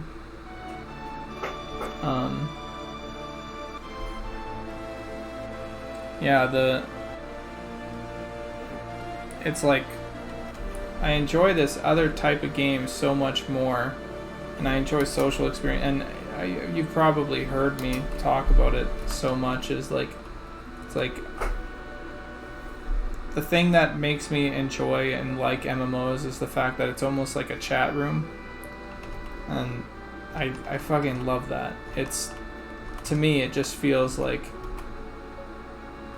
yeah, if I can hang out with people and stuff like that, and then sort of do content like at my own leisure, like I'm really okay with that.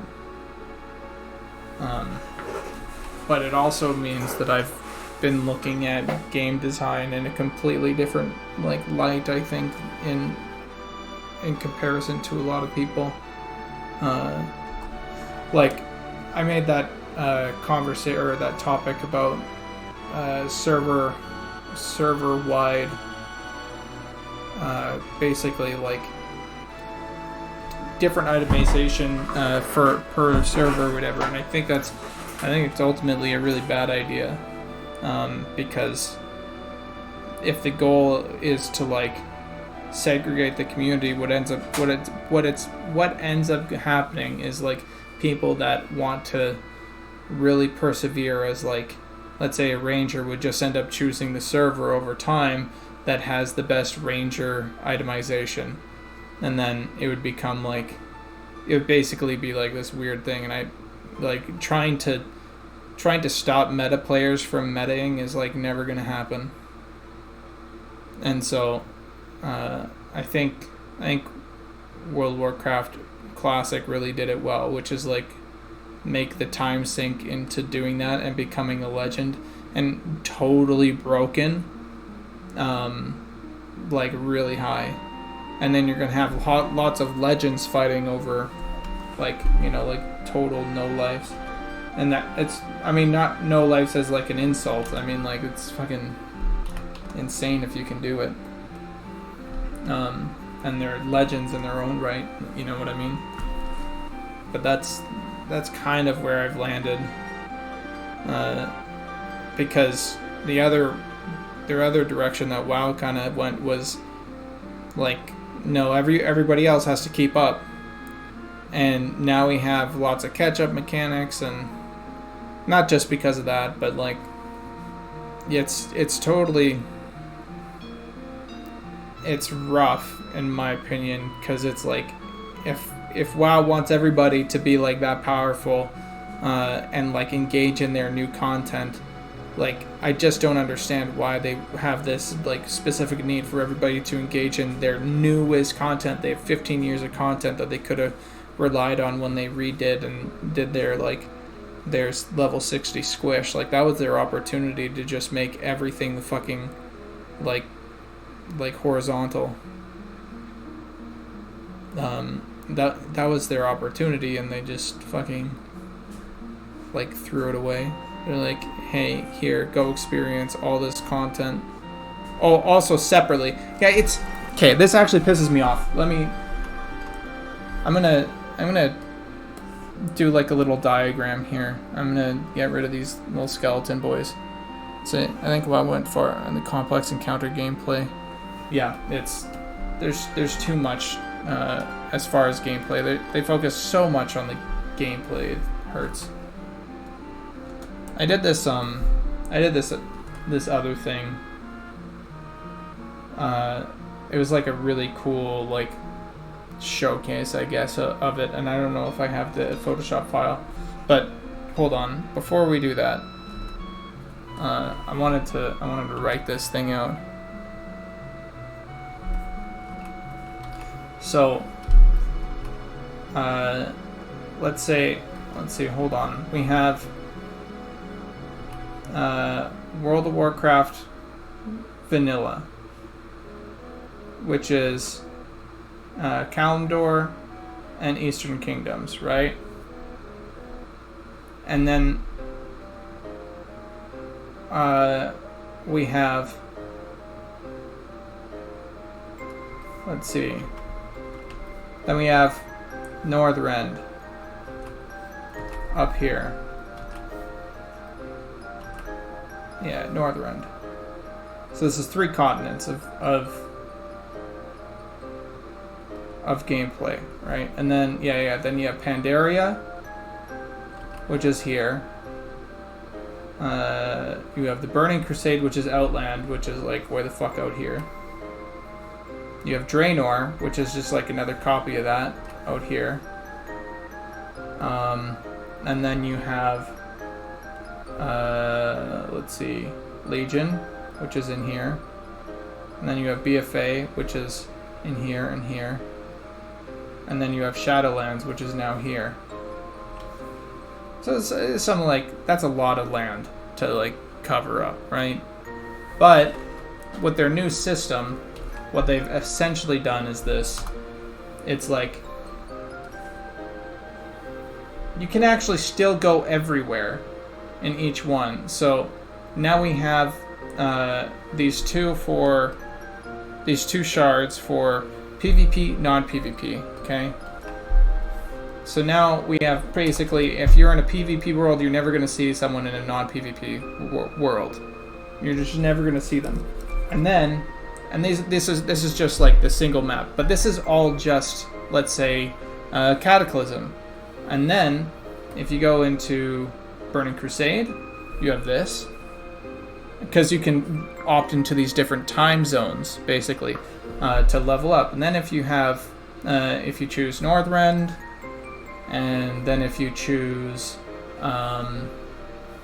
what's it called, Pandaria, then if you choose, and mind you, you'll only ever be in usually the area that you want to be, but this is just like such a crazy thing where it's like you're in Pandaria, then you're in what is it? What comes after Pandaria? Draenor, and then you're in Legion, then you're in BFA, then you're in Shadowlands, and there's like, why do you need that much space? Now if I'm like in here and I'm walking around in Kalimdor, It's like, not that you'd be walking around in Kalimdor in like, you know, Burning Crusade or Northrend or, you know, but the point is, it's like, there's so many different fucking shards of the same game that exists within one area. If you wanted to play hide and seek, it would almost be fucking impossible. You know, like, someone to hide here. And you'd have to have PvP turned on and in Shadowlands. And then go to the Eastern Kingdoms. And this is per one server, by the way. Mind you that they do server merging, but it's per one server. It's fucking ridiculous.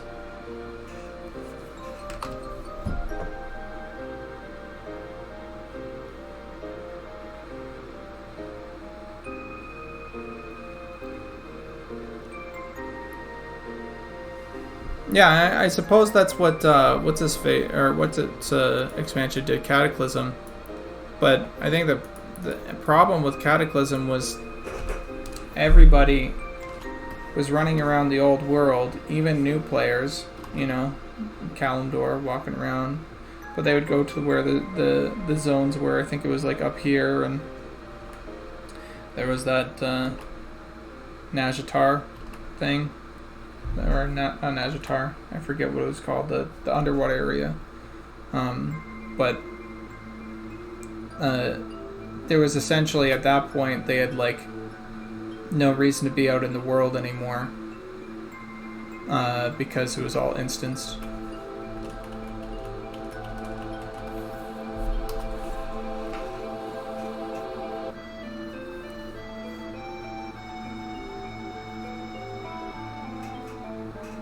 Yeah, that's what it's the top heavy part. There was this interesting idea that I thought of a while ago, and I was like, well, they're kind of implementing it now, but in a different way, which was, you know, you get to in World of Warcraft, you get to level 60, woohoo, and then if you're a hardcore player, you know, you could like re-up. And so what you'd be essentially doing is you'd be like re-upping your character so you get to level again as that same character, experience the world, ideally not through fucking dungeons, but you re-up, or you like reset or do a new game plus sort of deal, and then you run around again. You're in and engaging with the other players, but you could do it two ways, where you re-up and the mobs are harder, or sorry, not mobs are harder, you get while you're leveling, at least you get a handicap.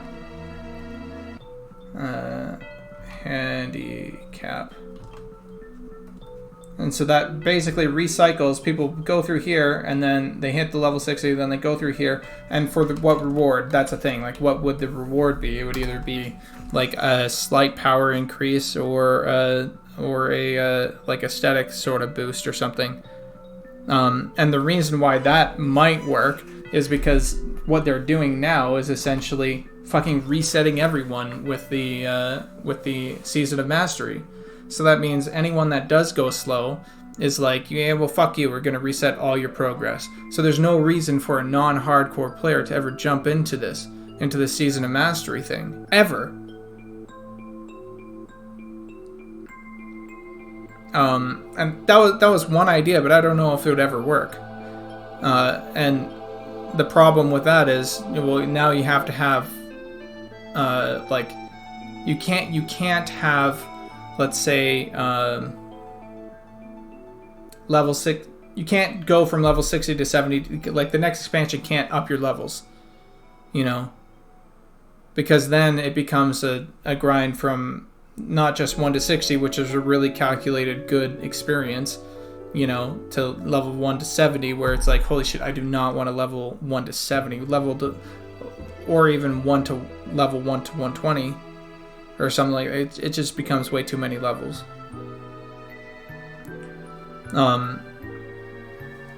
Yeah, that's kind of where I'm at, where it's like, and then this would happen. The world would become extremely speed runnable, right? Because then as soon as you get like people doing that, and the best way to level, let's say, is not dungeons. For whatever reason, let's say it's not dungeons, even though it is. So the best way to level couldn't be dungeons. The best way to level would have to be the world. The world would actually have to be challenging. So that would be like the little handicap thing. Eventually, it could get really hard and for someone, but otherwise, it's like, yeah, it's like the only thing that I thought of either today was if you had to rely on other people eventually.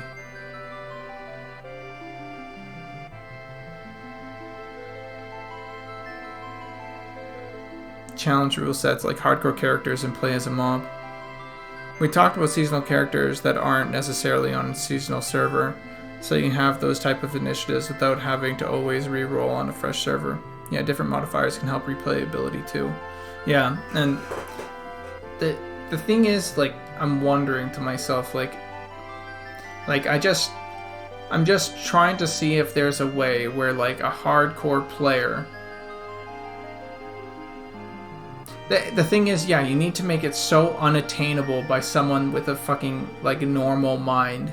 Because if you looked at, like, how New World did it, it's like, people boost fucking went to 60 in, like, under a week. You know what I mean? Like, they went fucking insane. And they're just like, yeah, I'm the highest level that I can. It was level 50 or level 60, I don't know. But it was like people play MMOs like fucking psychos. It's so wild. It's like choosing the thing that you like to play because it looks cool isn't even a viable option for a lot of people.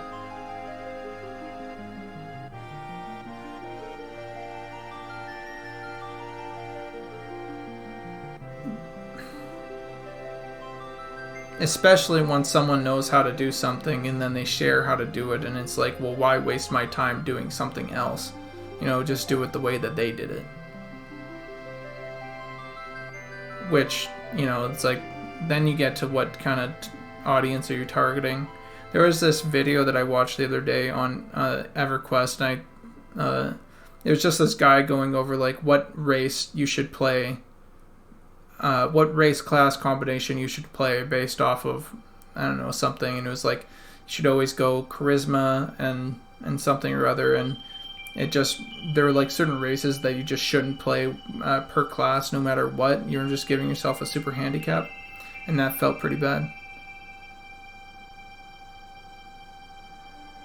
Yeah, and well, it's race selections, and it's also like people re-roll just to play the class of the week, you know, like, or the class of the month. That's why everybody hated the Covenants in Warcraft and in Shadowlands, I mean.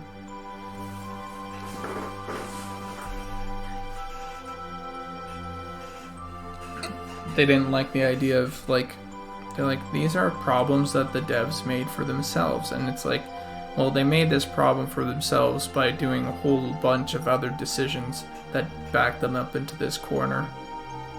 Like, the antisocial behavior that they push on the game. Like, they thought it would be better if you just made the leveling process way easier, way less of a grind. But that doesn't actually help, because it's like, then people are just seeing that as the new bar, and like anything that isn't up to that point is going to be seen as like not ideal, and then you find yourself in dungeon groups that won't even talk to you.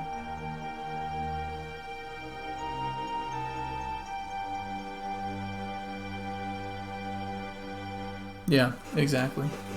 You should be able to play that.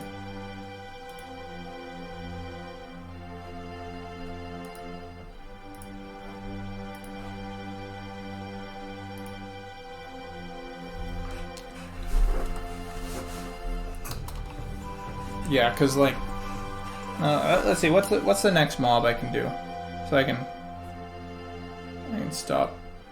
I think these guys are a little too dark, actually. Yeah, something like that. It's a little bit better.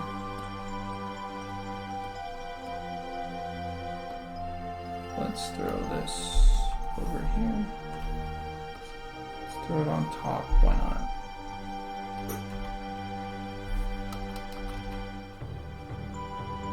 I don't like it, I'll just get rid of it.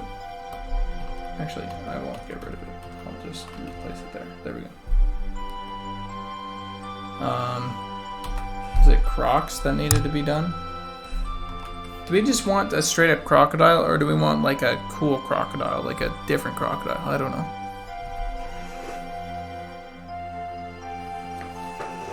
Oh yeah, I saw that, the like, the shade almost, where he has like a cool scythe.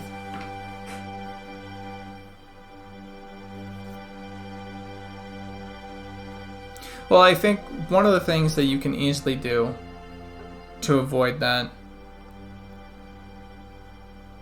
well, there's two things. Like, no, not easily avoid that. Sorry, there's two problems that I see. One is you have influencers. Like, influencers are so incredibly focused on making content that like shows people guides. Like, here's a guide to how to do something, and this is how you do it super fast. And no matter what, people are going to be sharing that content, and they're going to find out those methods, and they're going to do those methods because it saves them time, shit like that, right? That's it. And because it's a multiplayer game where you're competing with other people, I saw this in ESO for the first time, where it's like everybody was just fucking like skipping past every like quest text they could possibly do because it was a waste of time. Didn't even matter about the story, what the story was. They're just like, next thing. And everybody was fucking sprinting everywhere. That's why I'm kind of like against the idea of sprint, because it makes it like everybody's racing, which gives it the wrong feel.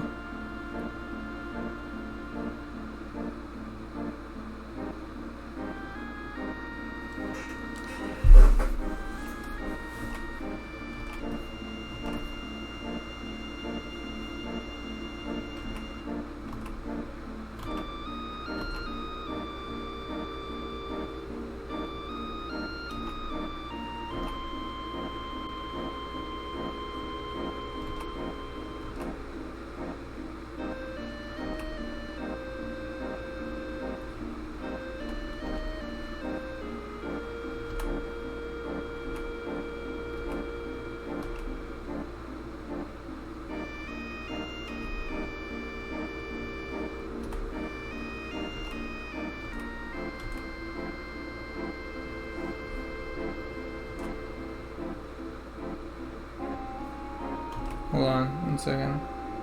What I actually want to do is check this.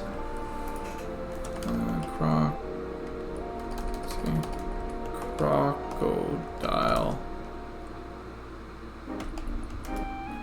It's like this super awesome mossy crocodile that I came across on Google Images someday. Looks fucking so cool, and I'm just unsure where it is. I know I have like a picture of it somewhere saved in my screenshots, but I have no fucking idea where it'd be.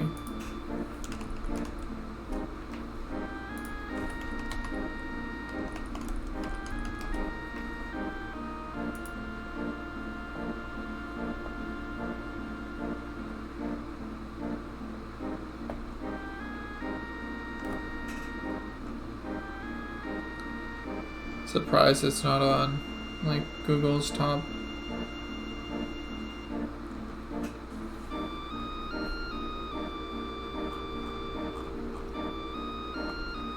Is it algae?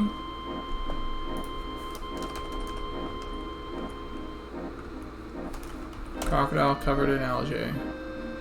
Oh, there it is. Fucking found it. So cool. Check this out.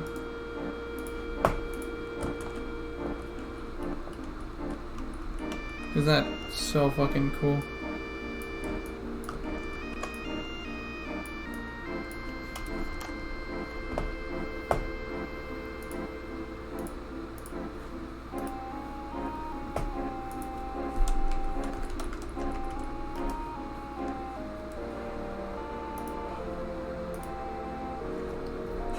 Yeah, guides, I'm going to read this, sorry. Yeah, guides and min-max culture is a big thing in MMOs because of how much developers have emphasized mechanical skill and fast pacing, I think. Back in the day, people were just cool playing the game without overthinking it all too much. Now it's hard to raid in a modern MMO without having to worry about your par/meters. Yeah. I think, what was it? Final Fantasy does some effort to curb that a little bit, where they're like...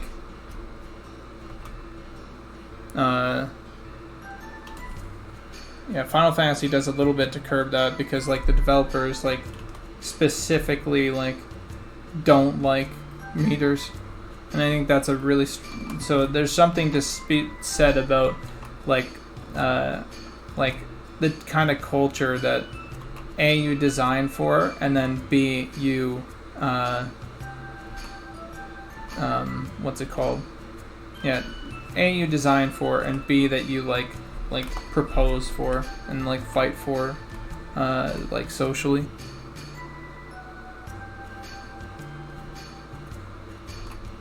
which is pretty cool.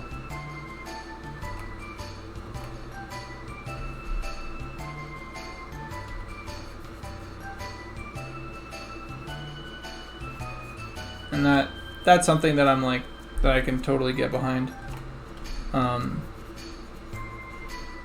Second, I gotta redo this crock here.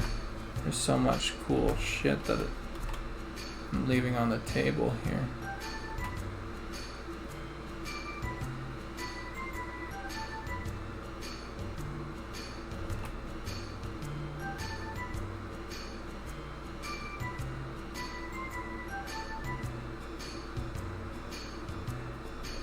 Kind of had it right with this. I had it pretty close, but this is way cooler what they have here.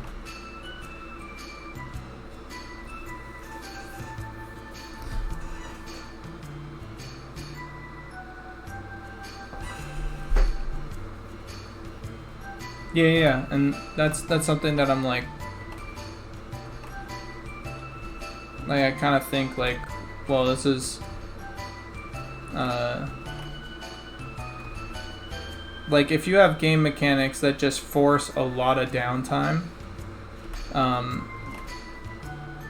like, that's something that I think could help a whole lot. And so, like, because it's precious and you can't get it back so quickly, and I mean, like, specifically, like, mana, or, like, your ability to engage correctly.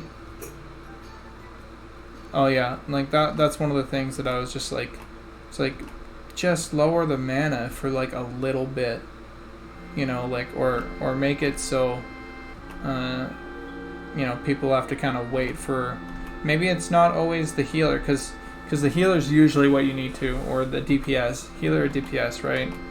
But like, maybe there's like wounds or something on the what's it called, on the warrior or tank or something that need to be healed. Or not just healed, but patched up, or like mended, or regenerated or something, where it's not always like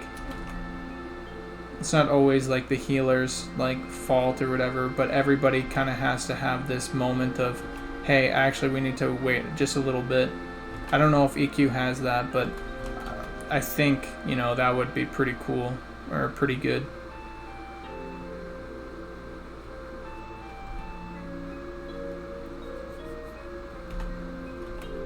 Just slowing things down in general, I think, might help. Like I know EQ has is like really powerful, like single mobs. That helps. I'd imagine it helps, I mean.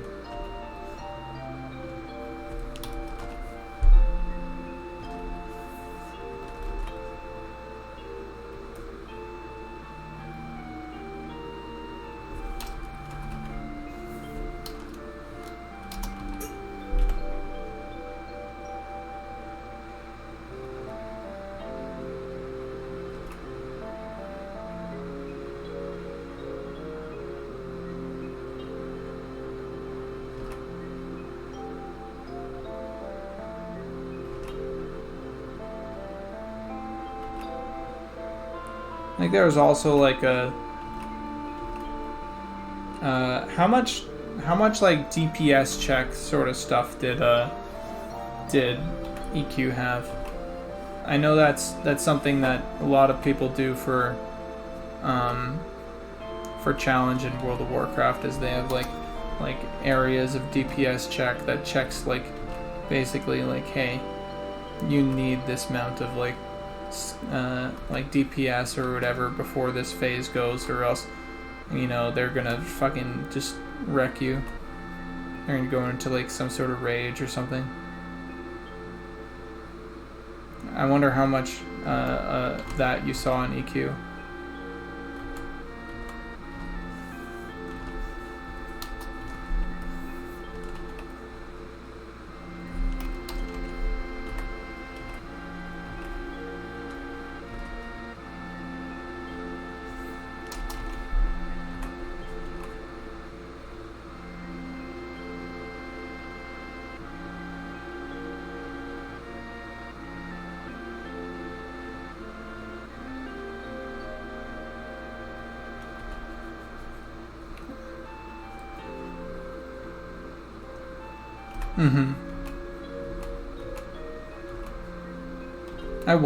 I wonder if like not just the exclusion of those entirely means people might go, you know what, I can take my time a little bit.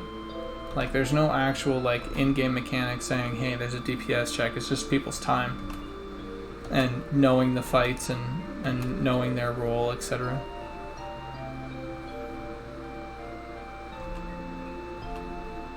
Yeah.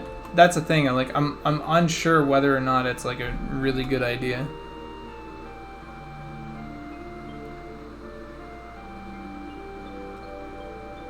Okay.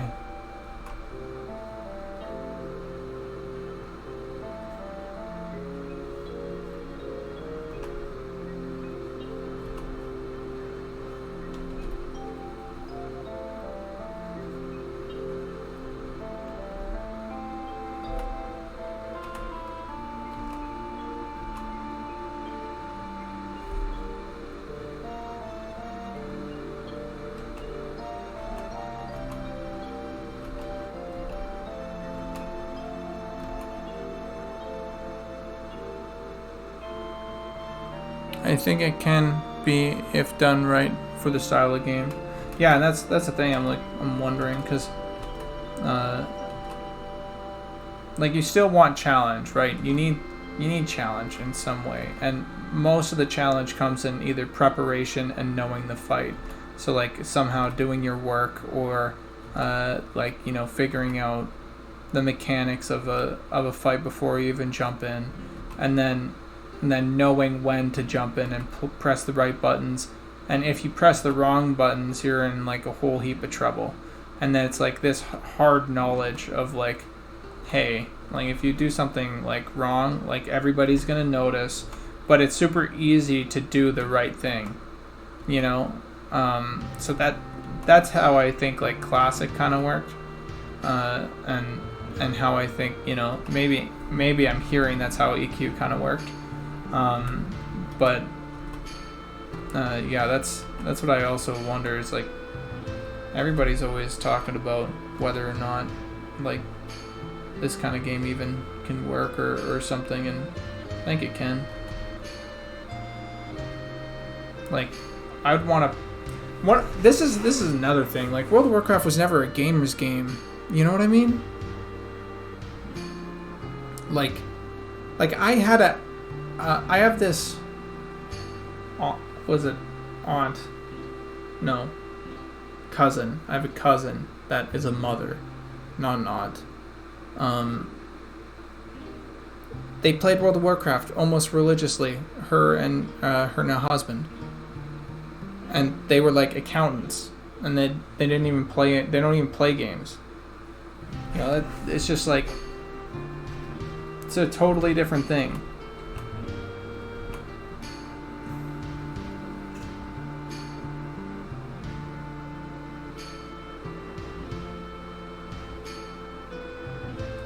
Oh yeah, and that was something I was like, I think, didn't World of Warcraft solve that that sort of like, let's say, heavy issue? I think of like competition and like just snuffing out competition, like basically creating total monopolies.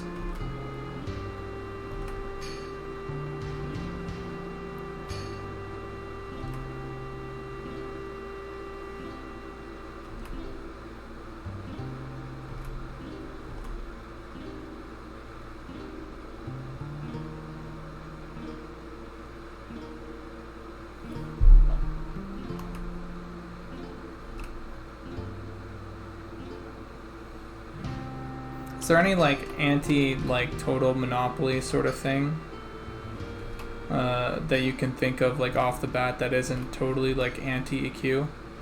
You know what I mean? Because like I don't want to solve problems I don't need solving by any means, you know. But I also wonder like, because that's what I remember. I think I was listening to Kevin Jordan maybe like fucking couple, well maybe even more than a year ago. And I think EQ came up, and that was something that they wanted to solve, was instancing. But mind you, they were definitely like trying to make a more casual game.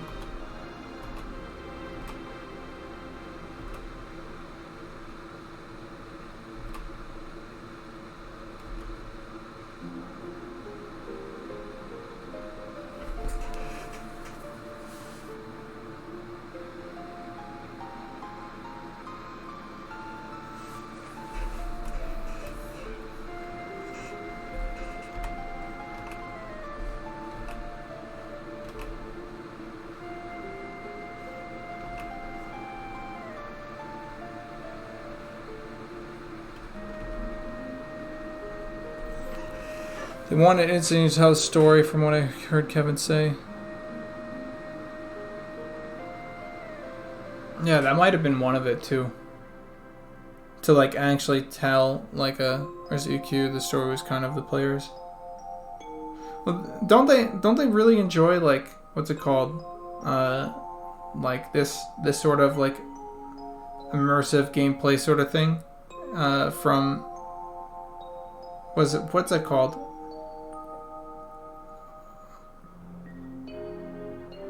But there are ways to mitigate the monopolization problem.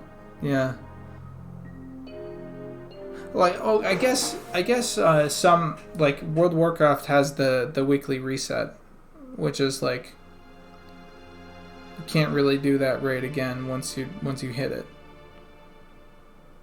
Right? And so like there's always people that are front in line or front and center to grab those things.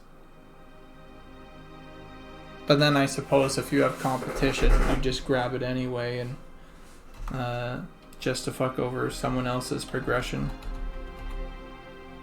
If it's open world still, I mean.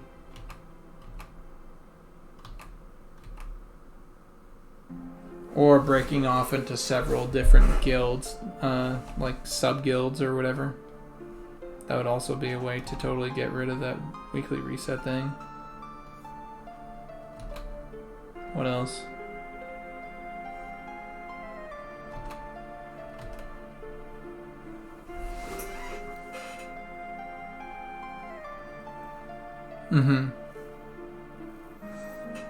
One of the things that popped into my head immediately is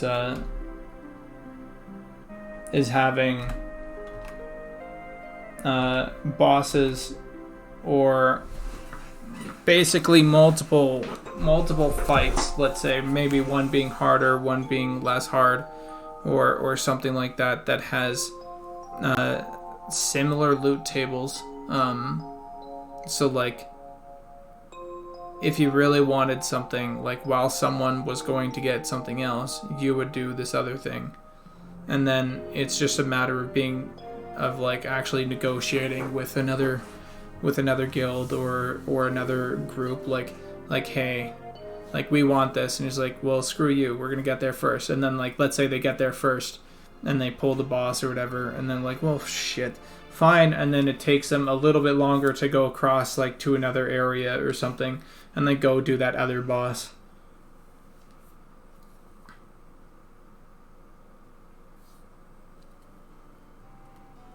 Yeah, and you do want, and I do enjoy like this like friction between groups, and not just friction between groups, but within those groups, friction between players. Like you can see that a little bit in World of Warcraft, or at least Classic, where players have like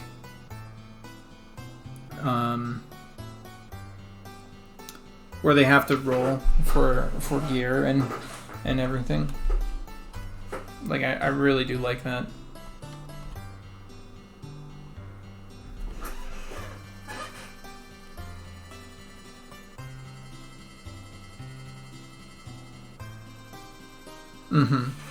And yeah, like I'm someone that's like, I've hit max level only once they sort of made it a lot easier to hit max level. I think at the end of Cataclysm and then Pandaria, I had a couple, but yeah, it's like so I'm not really like the super end game type.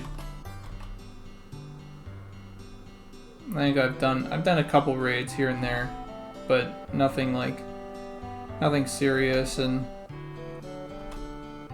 almost never like even 3 weeks in a row.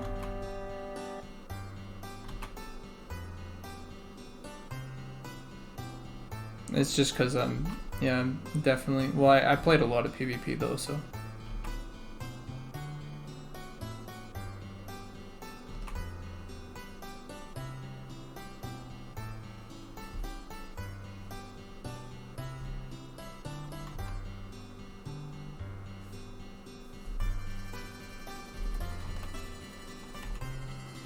Yeah, what do you think about this?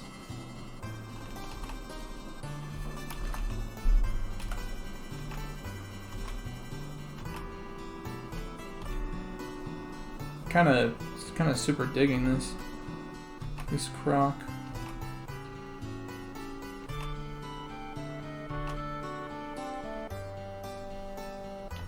Sunken set a bit. No, I don't like that.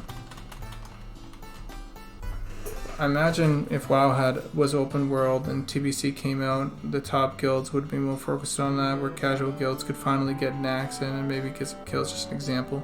Totally. But that also has to do with that being so top heavy, right?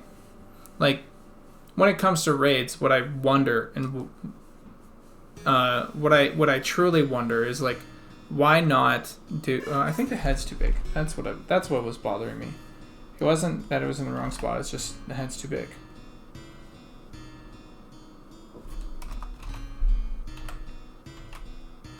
There we go.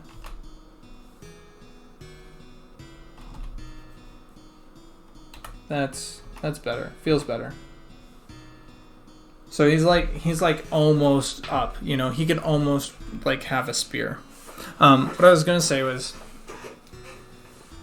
horizontal guild or raids can offer a whole lot as far as like different like attunements. Like, okay, imagine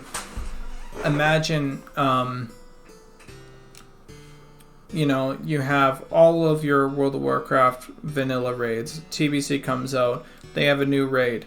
Their raid requires some new loot tables that have been dropped for MC and Nax. And then the next one requires some tables from this other raid and this other raid. But they never actually like enhance like the like let's say buff the huge numbers, you know what I mean? The attunements are always like referential to the raids that have come before it. So like people could prepare by doing the old raids, I guess, or no, I guess if you drop the new loot tables to the more relevant content, then not really. But the idea is that you could have all that stuff like drop throughout some of these old raids, or contents throughout all old raids, and then eventually it just becomes like, it would just become like you want to do certain content to get a certain type of resistance gear or something like that, even for PvP or something, and it becomes like wider in scope of all these options that are available to you, rather than like, this is going to make me way more powerful.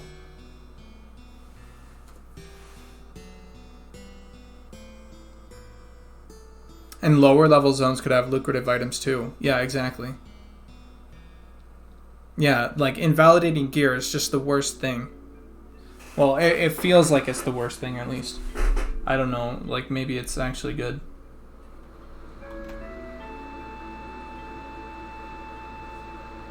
But, and obviously it's worked for World of Warcraft a little bit, at least. So... And again, I'm so sorry that I've played so much World of Warcraft in comparison, so I'm always like referencing and comparing it to it, and I just feel really bad because everybody that is part of this, what's it called? Everybody that's part of this sort of community, I guess is the right word, is like, they're hoping and ready for some EQ stuff. Which I've never played.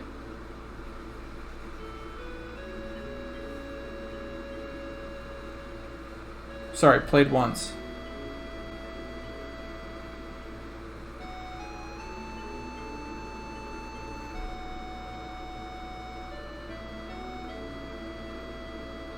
I wouldn't know. I saw FF as like a major failure, like right away when I booted it up, and one of the things that happened was, and it hurt me to see, was this. 1 second. So, say for example, I'm this alligator guy, and I'm trying to get this attention of this other player, which is the skeleton. So this guy is a player. His name is, let's get rid of this. And so this is Skell. 2 L's. And this is Allie.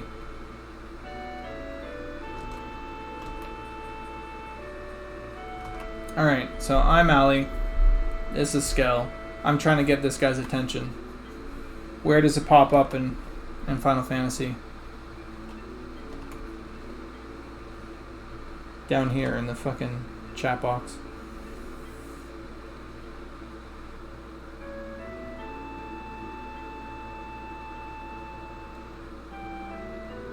Not right here. Hey.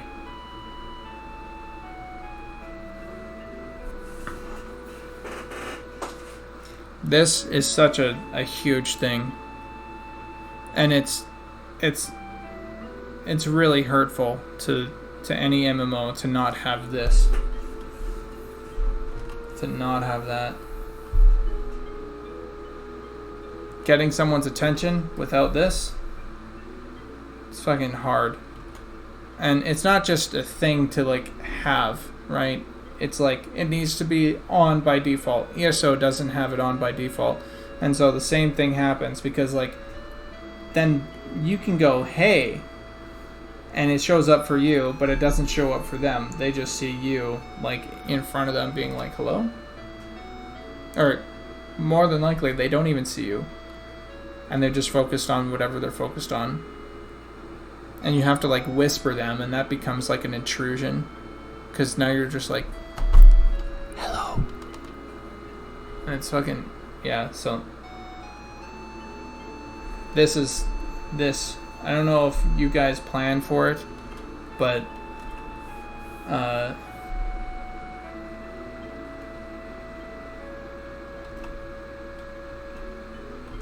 this needs to be, as far as I'm concerned, text boxes are almost mandatory for a really good social experience, because then you can run up to someone and actually talk to them and get their attention without just like whispering them or something really creepy.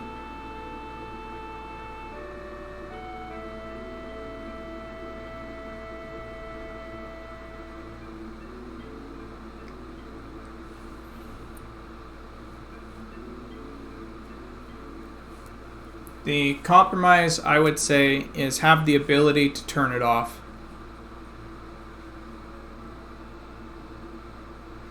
Because then players that don't want it on can turn it off, and they're not bothered because they check the chat or something along those lines.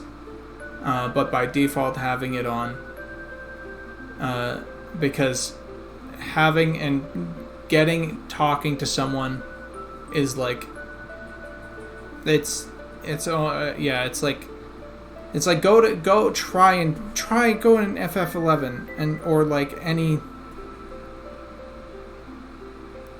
Yeah, but if you get any new people, sorry, and I don't want to be like aggressive about this, but my thing is if you get any new people, by default their thing isn't to check the chat box down in the below. You want to be able to see who's talking to you, especially in a physical world.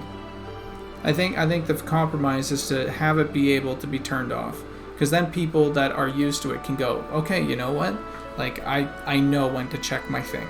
You know, like I'm looking around at people and are here and my eyes are on chat or whatever. But then like if someone's actually like they come across you or something by random, you know, and you see another person in the distance, you can actually engage with that person in the distance. And the new players won't turn it off probably.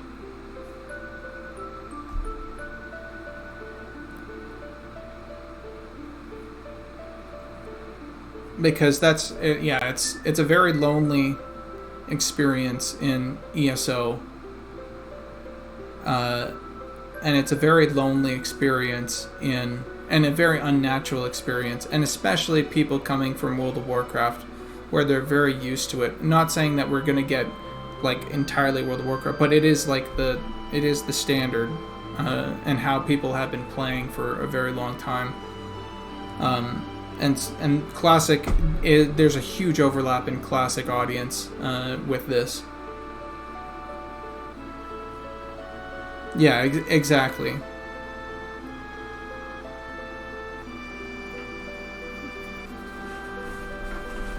Because especially if especially if you're like a tiny character, you know, if you're a deep gnome and you're trying to get the attention of an ogre.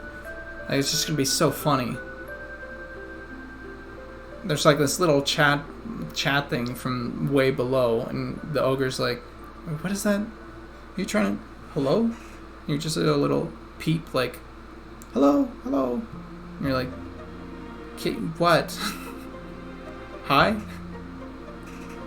You know, that sort of thing. It's like, yeah, it's fantastic.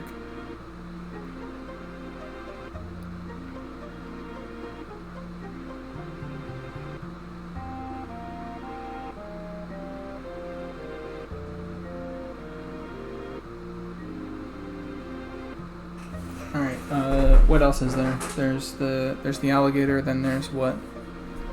I think there was another mob that was described in the content roadmap.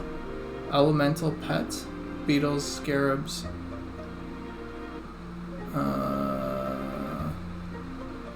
Is elemental pet something that I want to? Do you mean like fire? Like a fire pet? What does the elemental pets look like? Elemental EQ. Cause I'm always jumping back to EverQuest to see how everybody else like really enjoyed it and all that stuff.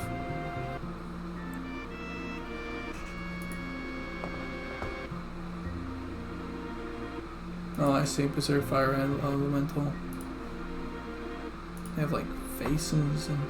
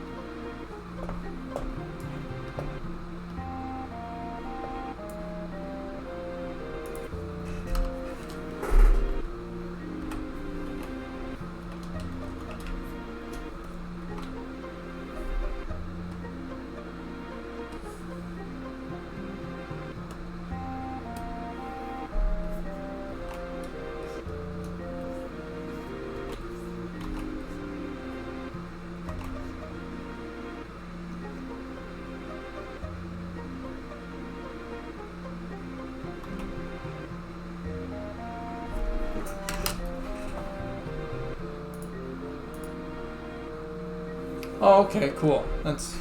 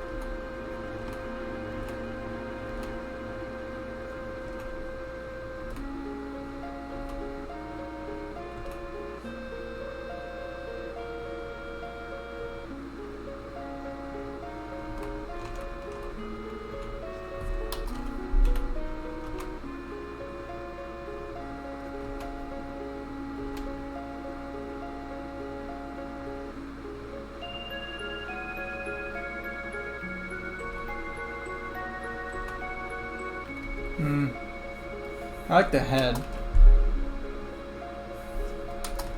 The elemental is blending, so I wonder if you like. It's like there's this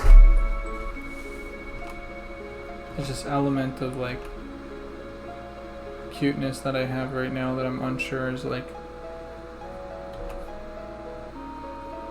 what people want. Kind of like the idea of a face.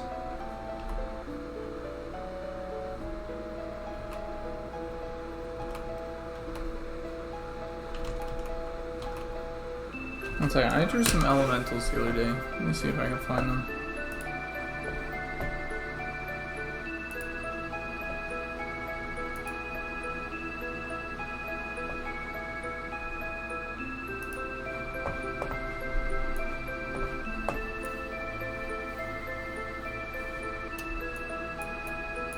Well, I kind of like that guy. Wind elemental. Here was the original Deep Dwarf.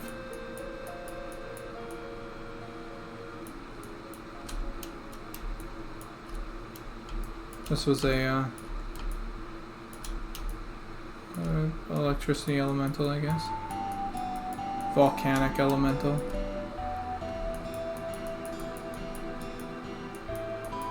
I kind of like this guy.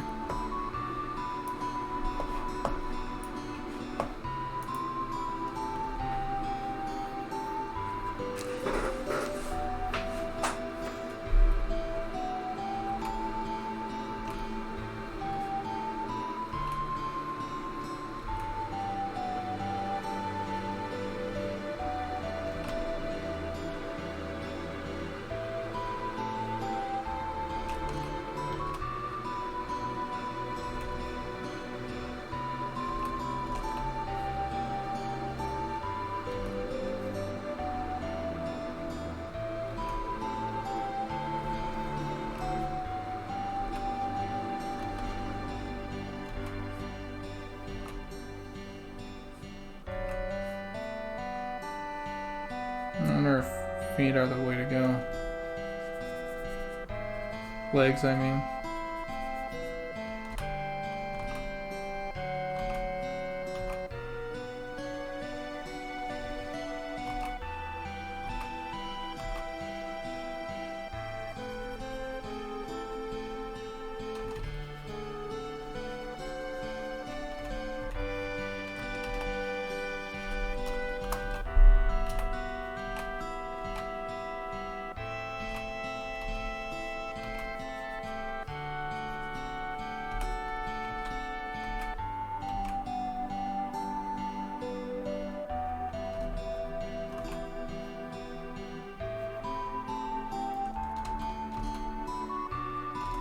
Is there any other compromises that, for that design? What's it called?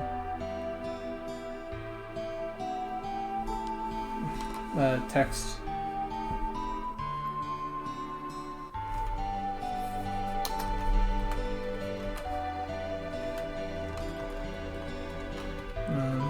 Like, other than like, hey, just have it on as default with the option to turn it off. I wonder if there's like an even better option.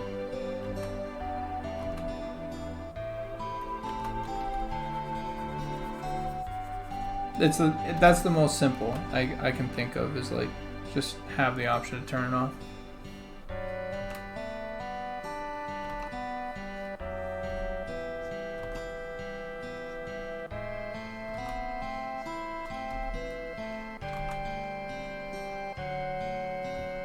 Yeah, me neither.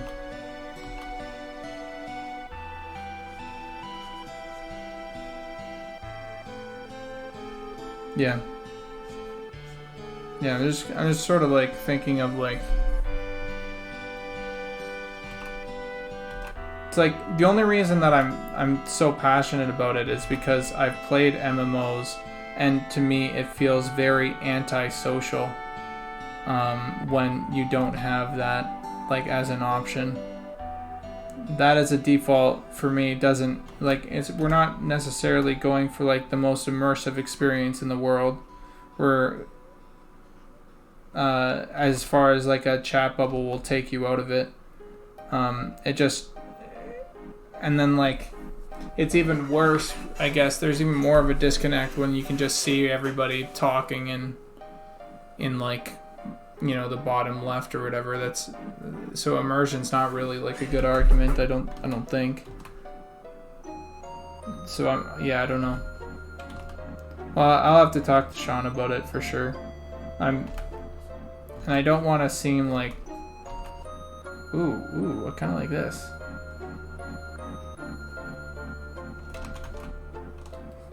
When you come across like a good design, it just like sticks out.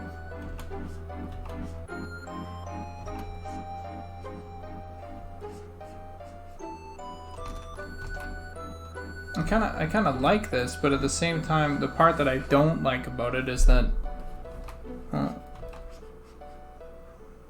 you could have like a little fire thing like where he's standing. I think you didn't have chat bubbles, scrolling combat text, or health nameplates, which made it less cluttered on screen and increasing immersion, visual clarity for some.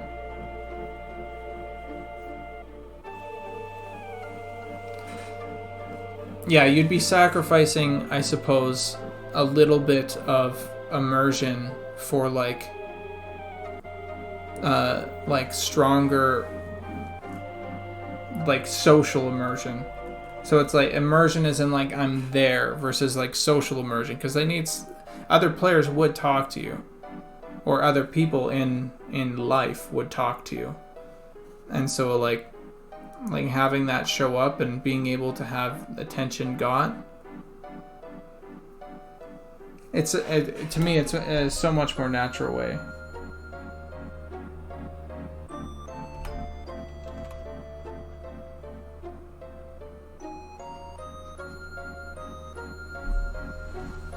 Especially because it's like coming from your position in the game world. People know exactly where you are. There's no like disconnect. It's not like me going, "Hey, look at me," and you're like, "Where? What? Who the hell are you? What are you talking about? Look at you where?" And you're like, "Look at me. I'm right in front of you. I'm really small. Look at your name tag." You know, and then there's like 3-4 people, and you're like, now you're trying to like look at the name tag, and you're going, all right, Quizdin, and then you look at, oh, it's Quizdin is the guy that's trying to talk to me. Like all those steps need to happen before you can actually like get someone's attention. That's like right in front of you, and it should just be, hello. Or hello, name.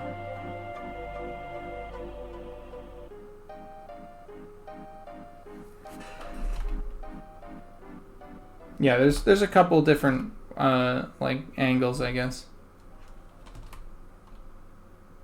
I kind of like this guy, this elemental. What do you think? Is he okay?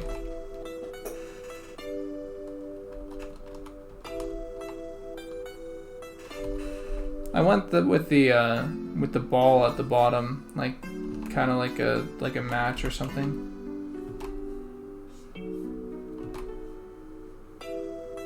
You know how a match is like this and the flame is like that? But I'm like, do I want legs?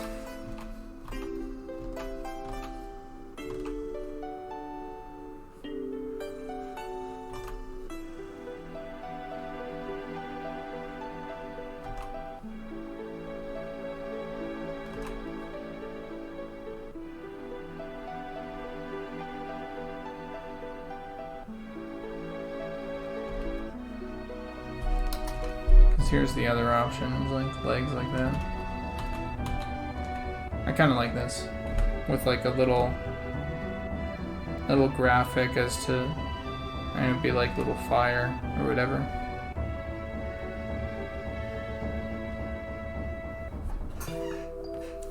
All right, so, and then I could do the 4 elementals, so it'd be fire, water, earth. That sort of thing, and I could just change that up with like rocks, or we can do like a rock golem instead of like a constructed. What's it called? Like deep gnome golem. Or sorry, not deep gnome, deep dwarf golem.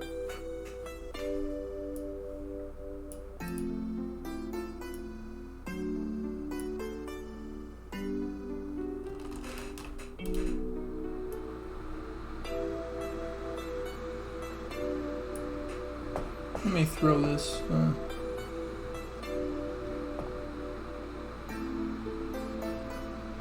Let me throw this in the Slack here.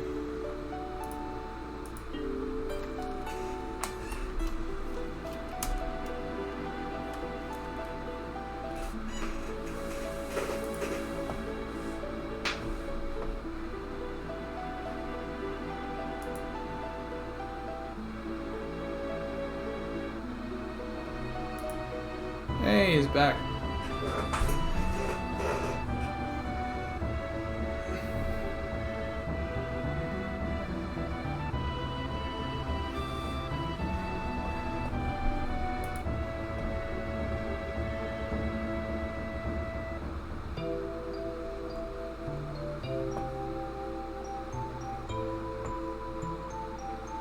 Yeah, I see you're doubling down.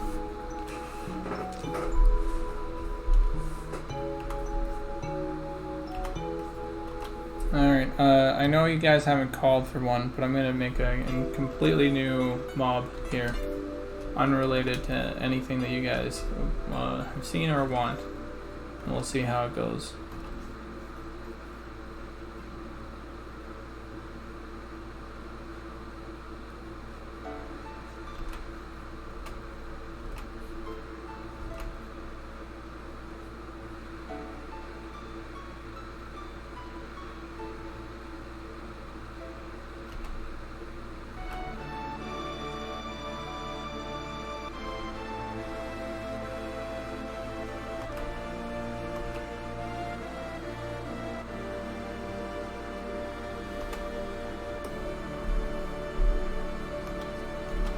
Hey.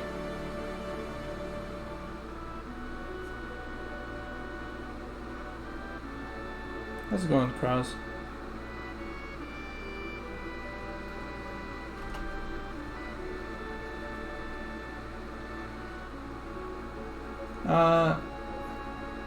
No, maybe. Not all of the design process. Just some of it.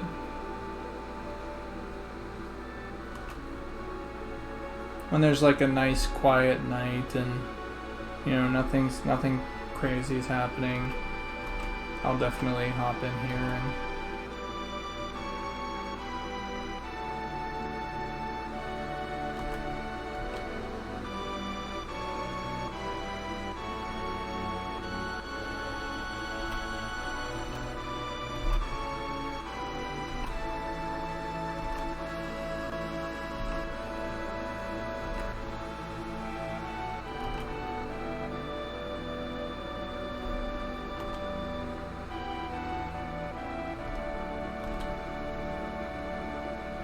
Do I want this? I don't think so.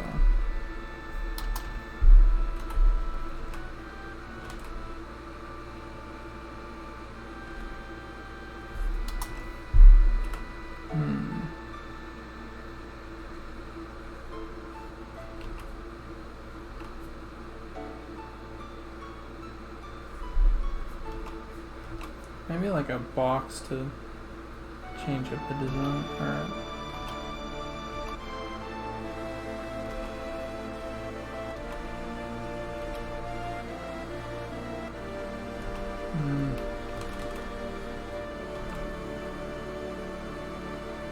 More of a boxy design, yeah, that could work.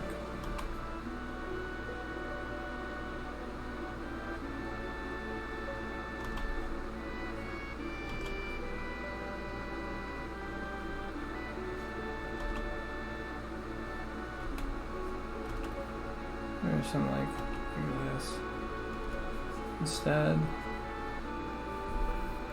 Let's see how that looks. How does that feel?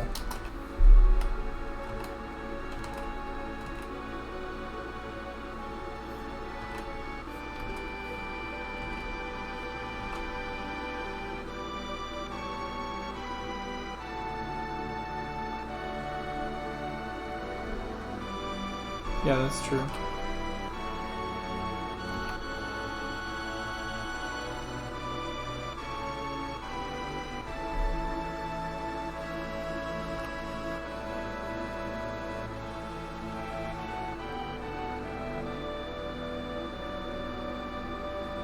Do I want a little crab elements? Is this crab man?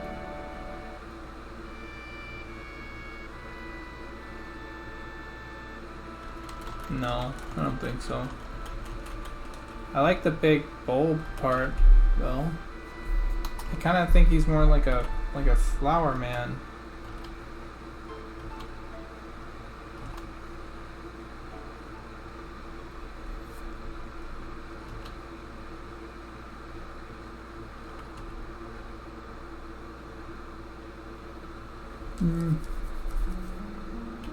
With like, no, that's too much.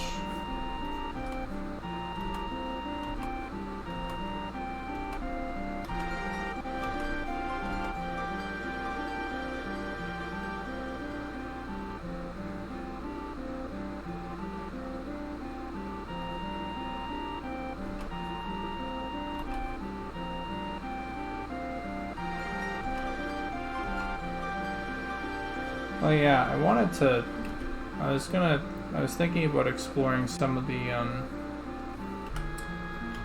class shapes here soon. So like finding like a really cool like bard specific class thing. I was thinking something like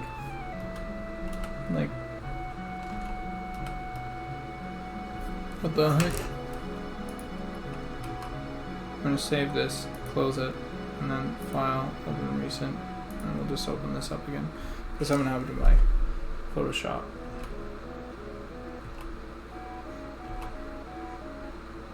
Oh, that feels pretty good. Kind of like that. The little stick boys with a mask.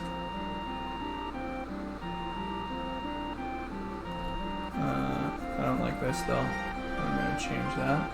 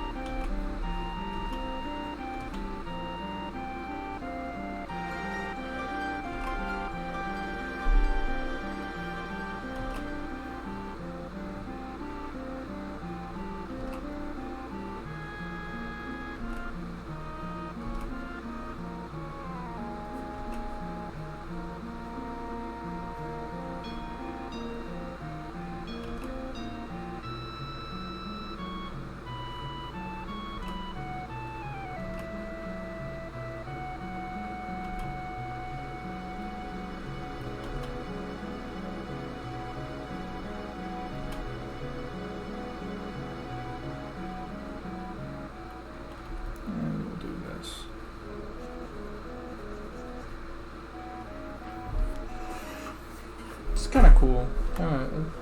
Interesting design. Not really anything that we know of. Kind of like a trader of some sort. A trader with a mask. I don't know the lore or anything behind him.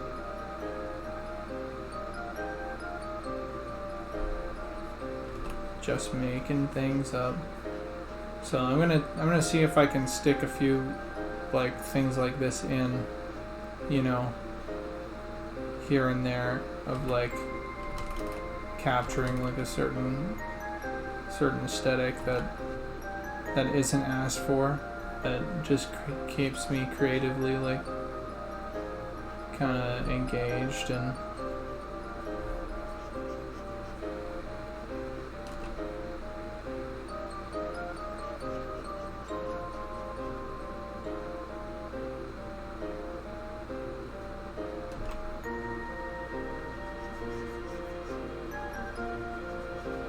kind of like him.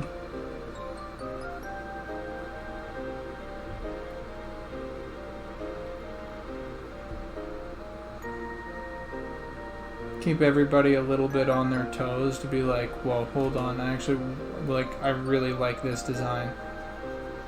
And then you can, I've talked about this sort of thing with music a little bit, where it's like if you don't need to be into music to like, you know, hum a tune and come across something really, really good. And then someone else can like take it, run with it, master it, that sort of thing. So like a lot of times, like I'll even be humming a tune or whatever. It's actually how I got that the song for Witherhome out. I was just humming and I came across something and I was like, okay, I'm gonna write lyrics for this, and then I wrote lyrics for it, and then my girlfriend and I figured out some more stuff for it, and we worked on that for about a day. And then Miles happens to be like also really good at audio engineering, and he just fucking nailed out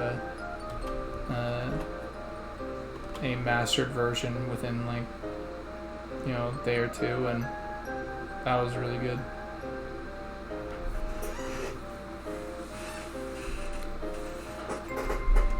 So I kind of like this guy.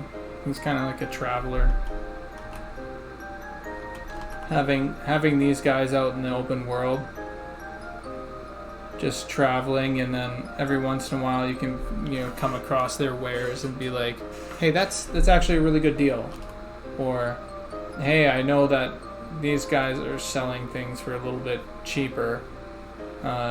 Maybe I'll buy some and head over to this other place and sell some at a lower price. I don't know, some bullshit like that.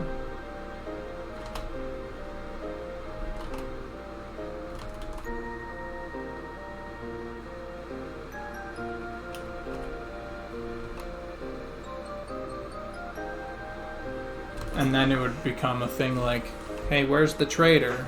You know, like, or something along those lines. Like, has anybody seen a trader? Do they know where they're located? And then, like, there's, like, you know, the community working together, or people working together to be like, oh, yeah. I know where they are.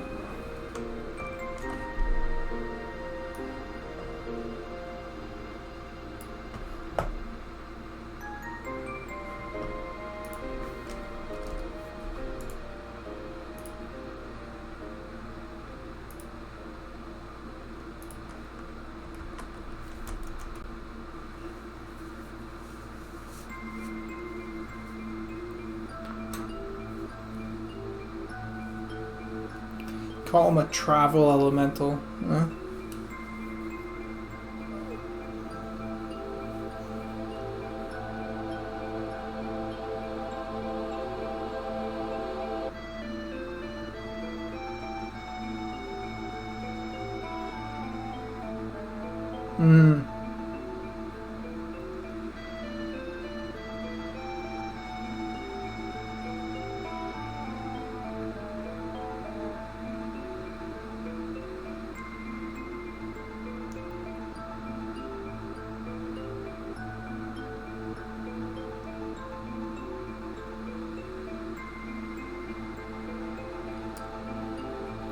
Yeah, that'd be awesome. Alright, I think I'm pretty much about where I need to be. Not where I need to be. I'm pretty much drained a little bit here. Oh.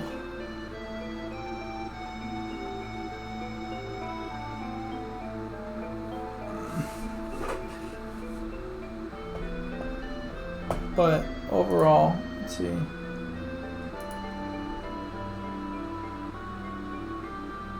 This piece and this.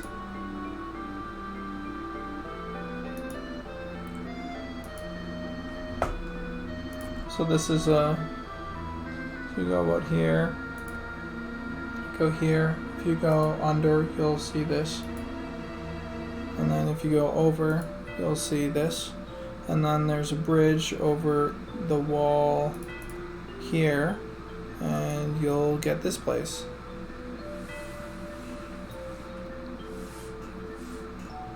Word.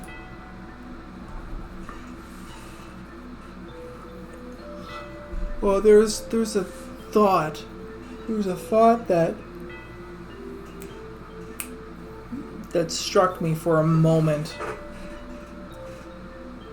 And I forget what it was. I'm trying to think what was I thinking about.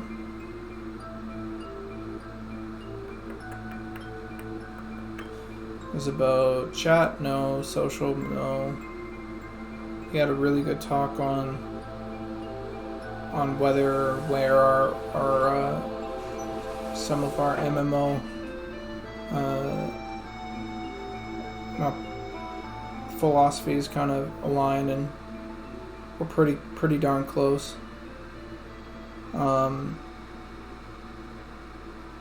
Yeah, I don't know. I think I'm pretty much done, brain wise. Elemental, was it that? No, was it this guy? Maybe, I don't know.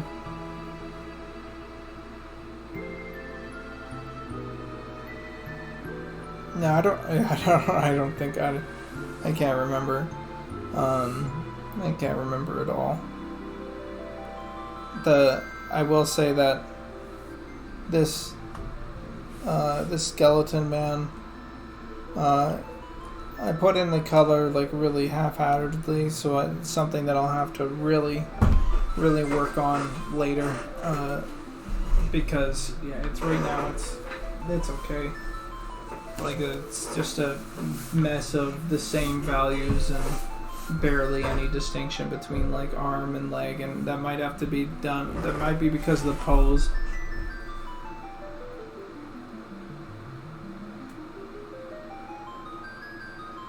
Word. Alright everybody, before it starts over and everything, I'll talk to you guys later. Thanks for joining the stream. If you haven't, head over to the Discord for Monsters and Memories. I'm gonna post it right now. Let's see. Can someone do Nick, can you give a post to the Discord channel? I don't have a link up.